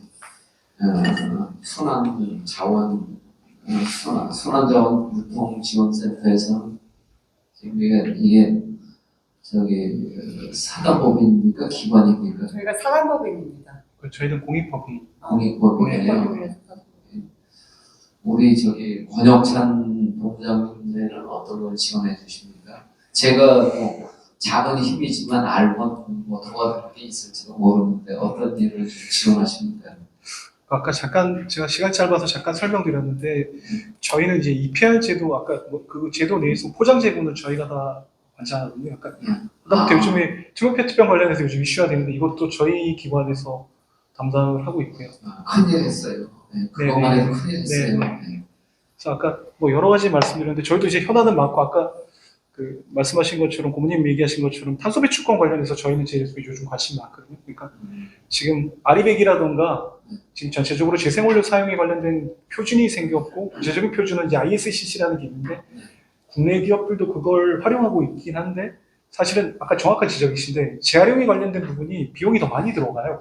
네. 그런데 그 재활용에 대한 비용이 많이 들어감에도 불구하고 왜 그럼 굳이 기업이 해야 하냐라는 어떤 당위성에 관련된 부분을 접근해. 그러면 그러면 말 그대로 아까 얘기하신 것처럼 탄소 배출권에 관련된 부분을 우리가 말 그대로 이제 지금 저희가 지금 공단하고 얘기하고 있고 재생원료 사용하는 거 구매 자체가 탄소 배출권에 대한 얼마 정도가 할 수 있는지에 대한 부분 그리고 재활용 과정에서 들어가는 것에 대해서 뭐 이게 깊숙이 얘기하면 잘 모르실 텐데 저희가 이제 SRF라고 해서 TR이라고 해서 그 이제 원료를 만드는 과정에서 들어가는 것을 공급하는 게 있는데 그거는 재생 과정에 들어가는 탄소 배출권에 관련된 부분을 환경기술원에서 인정을 해주고 있는 게 있거든요. 그래서 그 부분하고 해서 뭐 전체적으로 그러니까 EPR 제도도 저희는 어느 정도까지 이제 저희가 20년 동안 지금 운영하던 기관이기 때문에 안정화가 됐기 때문에 다음 단계에 있어서는 일단 재생 원료를 어떻게 그럼 소구해가지고 기업이 할 수 있게끔 해주냐. 뭐 하다못해 아까 했던 삼성이 이제 아리백에 어쩔 수 없이 이제 가입했다고 그러면 삼성 입장에서는 재생 원료를 사야 하는데 그 재생 원료를 사는 과정에 있어서에 대해서 어떻게 그 LCA 쪽에서 나온 그 기준을 따라서 다 평가를 받아가지고 해줄 수 있는 그 빅데이터를 저희는 요즘 좀 많이 하고 있고 향후에 뭐 저희가 필요하다 그러면 그 부분에 관련된 부분도 데이터는 많이 축적이 돼 있습니까? 지금 초기 단계입니다. 사실 아까 말씀드린 것처럼 어느 정도까지는 지금 이제 지금 말씀하신 게 아주 좋으신 건데 예를 들어서 스타벅스 가서 커피를 마신다. 네네. 내가 카드를 갖고 와서 결제를 많이 하잖아요. 네. 여태까지는 이제 그 카드가 이재명 당대표께서는 이제 경기도에 뭐 무슨 카드 있었잖아요. 그런 카드 경기 카드 뭐 경기 과표 뭐 이런 거 했는데 지금 이제 한쪽에서 아이디어를 낸 게 구상이 이제 탄소 중립은행이에요. 예를 들어서 내가 시중은행 카드에다 탄소 중립은행 포인트를 넣어요. 포인트를 넣으면 아까 이 컵을 살 때 우리가 원가가 100원이라고 그러면 이걸 없애주면 완전히 소멸시키는데 자연으로 그대로 돌아가게 하는데 한 3,000원 든다고 했잖아요. 그럼 3,000원이면 지금 기업에서는 3,000원을 안 내고 있다고요. 많이 내야 뭐 100원, 200원밖에 더 내겠어요. 그 100원을 내가 스타벅스에서 자기네가 사회적 공헌으로 선전하는 거예요. 우리 회사는 우리 커피숍은 그 친환경 사업을 합니다. 그러면 카드 갖고 와서 컵으로 주려고 하면 나 종이컵으로 필요 없습니다. 저기 머그컵으로 주십시오. 그러면 그걸 갖다 저걸 해주는 거예요. 결제할 때 그거를 포인트를 주는 거예요. 그러면 우리가 포인트 중에 10만 원어치 쓰면 뭐 아마 기름 같은 거 두시면 10만 원 쓰면 2, 300원도 안 나올 거예요 아마 포인트가. 이거는 5천 원치 먹는데 100원, 200원 나오잖아요. 10만 원치 쓰다 보면 얼마 나와요? 2만 원, 3만 원 나오는 거예요. 이게 굉장히 큰 거예요. 그래서 그거를 지금 한국에 제안을 해서 그거를 작업을 좀 하고 있어요. 그럼 이제 예를 들어서 지금 저 같은 경우 건전지를 갖다 했는데 건전지를 자기가 쓰는 걸 갖다가 저기 40개를 모아다가 주민센터에 준다, 뭐 또 어디 준다 그러면 그걸 갖다 거기에서 내 카드나 혹은 그 핸드폰 갖고 이렇게 그거만 찍어만 주는 거예요. 그럼 거기서 포인트가 들어가는 거예요. 그럼 기업에서는 그걸 갖다가 그 EPR 하는 걸 돈을 거기다가 보상을 해주는 거죠. 자기네 거에 대해서는. 그런 건데 이제 굉장히 복잡한 과정을 거쳐야 하겠죠.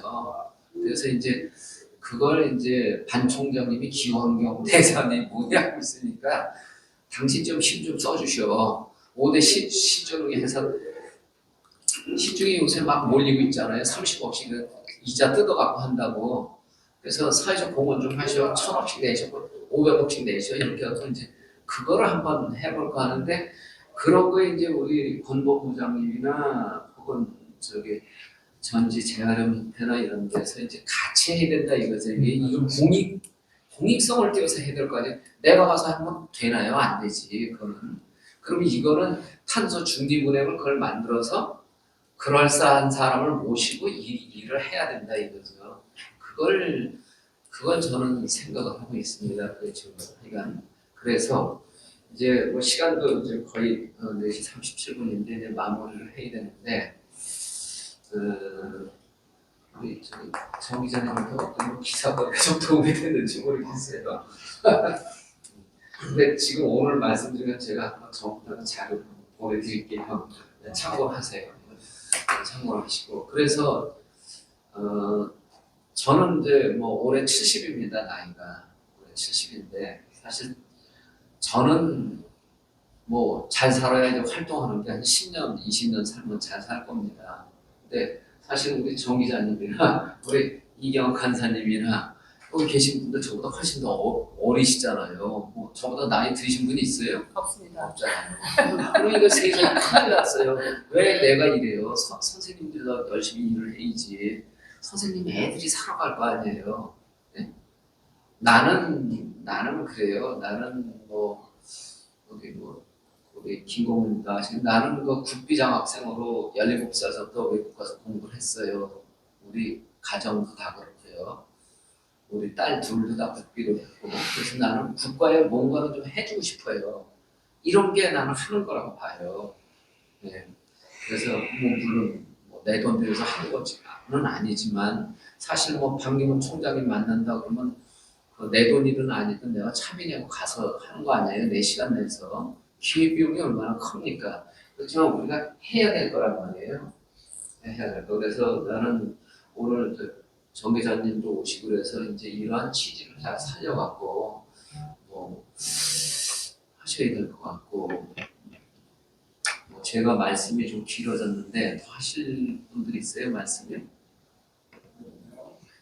없으면 이제 마무리 짓고요. 아까 우리 사회 보신 분 박성민 선생님, 박성민 선생님은 이제 외대 통역대학원을 나오셨어요.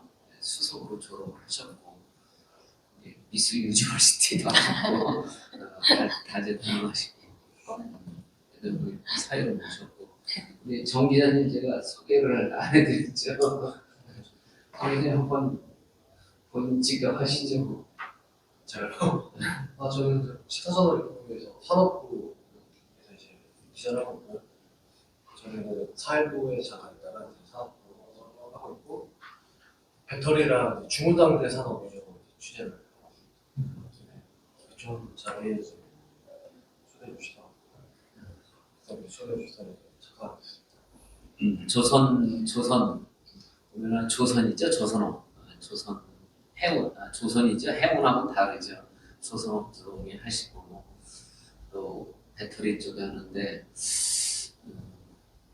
저도 이제 이게 이제 화학 제품인데 공부를 많이 했는데 그런 어려움들이 있어요. 어려움들이 있어서 사실은 좀 더 많은 사람들에서 배터리 보호도 좀 힘 좀 써줬으면 좋겠는데 저는 맨 처음에 20개 갖고 버릴 데가 없으니까 동해를 갔다 오는데 좀 허탈하더라고요. 근데 저뿐이겠어요? 저는 그래도 그런 사명감이나 갖고 있는데 일반인들 하겠어요? 진짜 쓰레기통에 그냥 슬쩍 놓아갖고 버리지. 그렇다면 우리가 그런 거에 대해서 제도적으로 어떻게 해야 될까? 그러면 단독주택도 이제 좀 밀집된 데는 모아갖고 배터리를 버리는 데를 이렇게 해주는 사업을 한다든지, 그죠? 그건 훨씬 낫겠죠. 그런 게 또 필요치 않나 이런 생각이 들고요. 그래서 오늘 국장님하고 좋은 말씀 많이 들었습니다. 그리고 많이 깨우쳐졌습니다. 이거 큰일 났어요, 진짜. 이거 어떻게 해요? 큰일 났어요. 이거 땅 전부 다 중독되겠어요. 이러다가 10,000톤씩 이게 해마다 이쪽에 아까 그 니켈 카드뮴 쪽이라 그랬죠? 그것만 10,000톤씩 지금 땅으로 들어가는데 이거 큰일 났어요.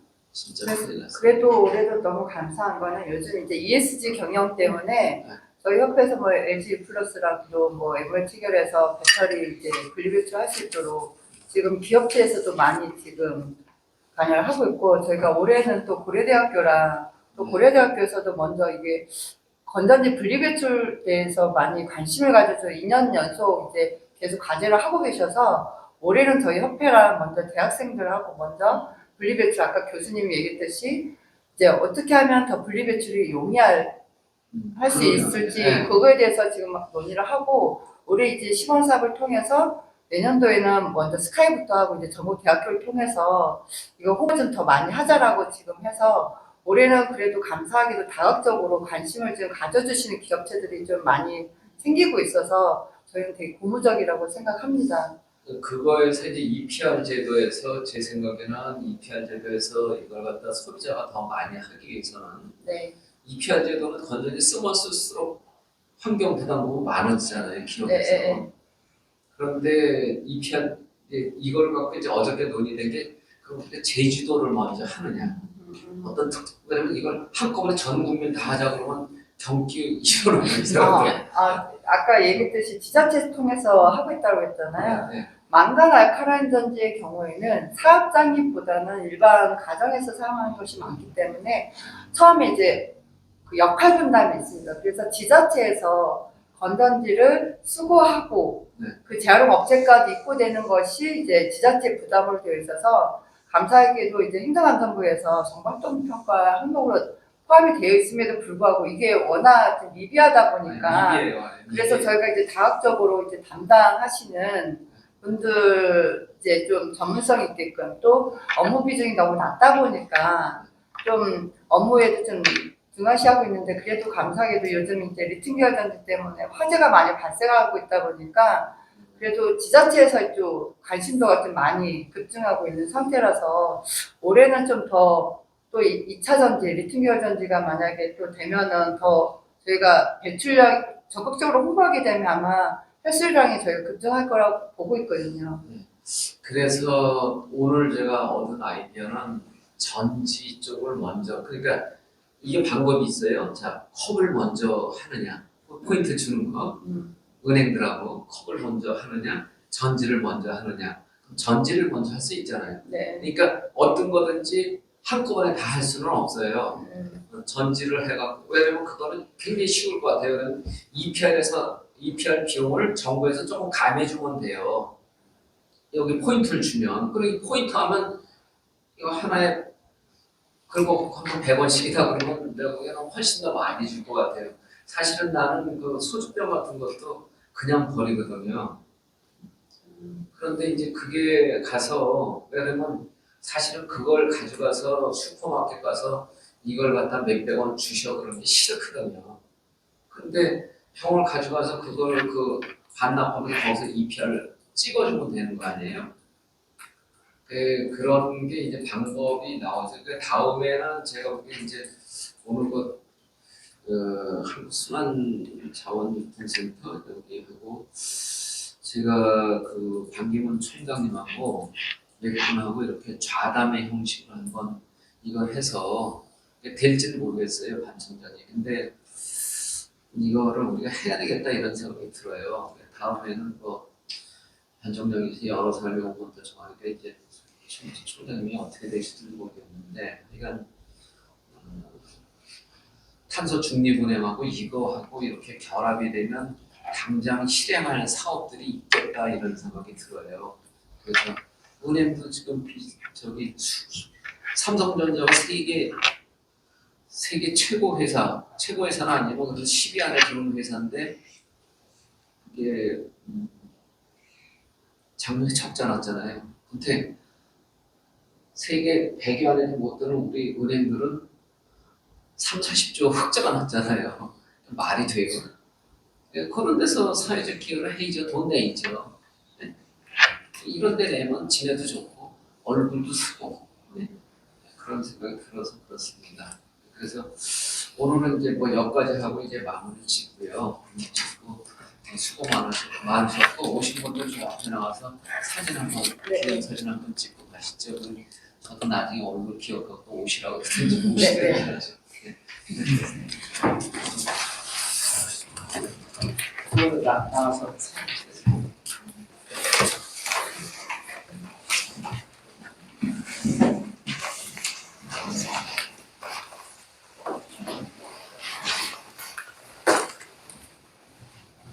자, 다 나오세요. 자, 주인공들 가운데 서시고.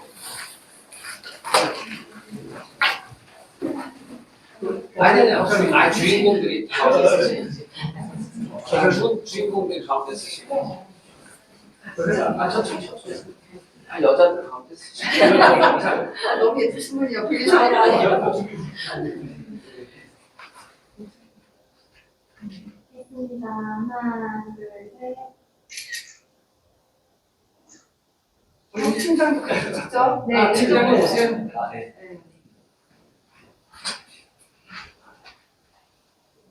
됐습니다. 하나, 둘, 셋. 파이팅 한번. 네. 하나, 둘, 셋. 파이팅! 감사합니다. 자, 우리 이제 수고 많으셨습니다. 네. 가셔도 좋고. 네.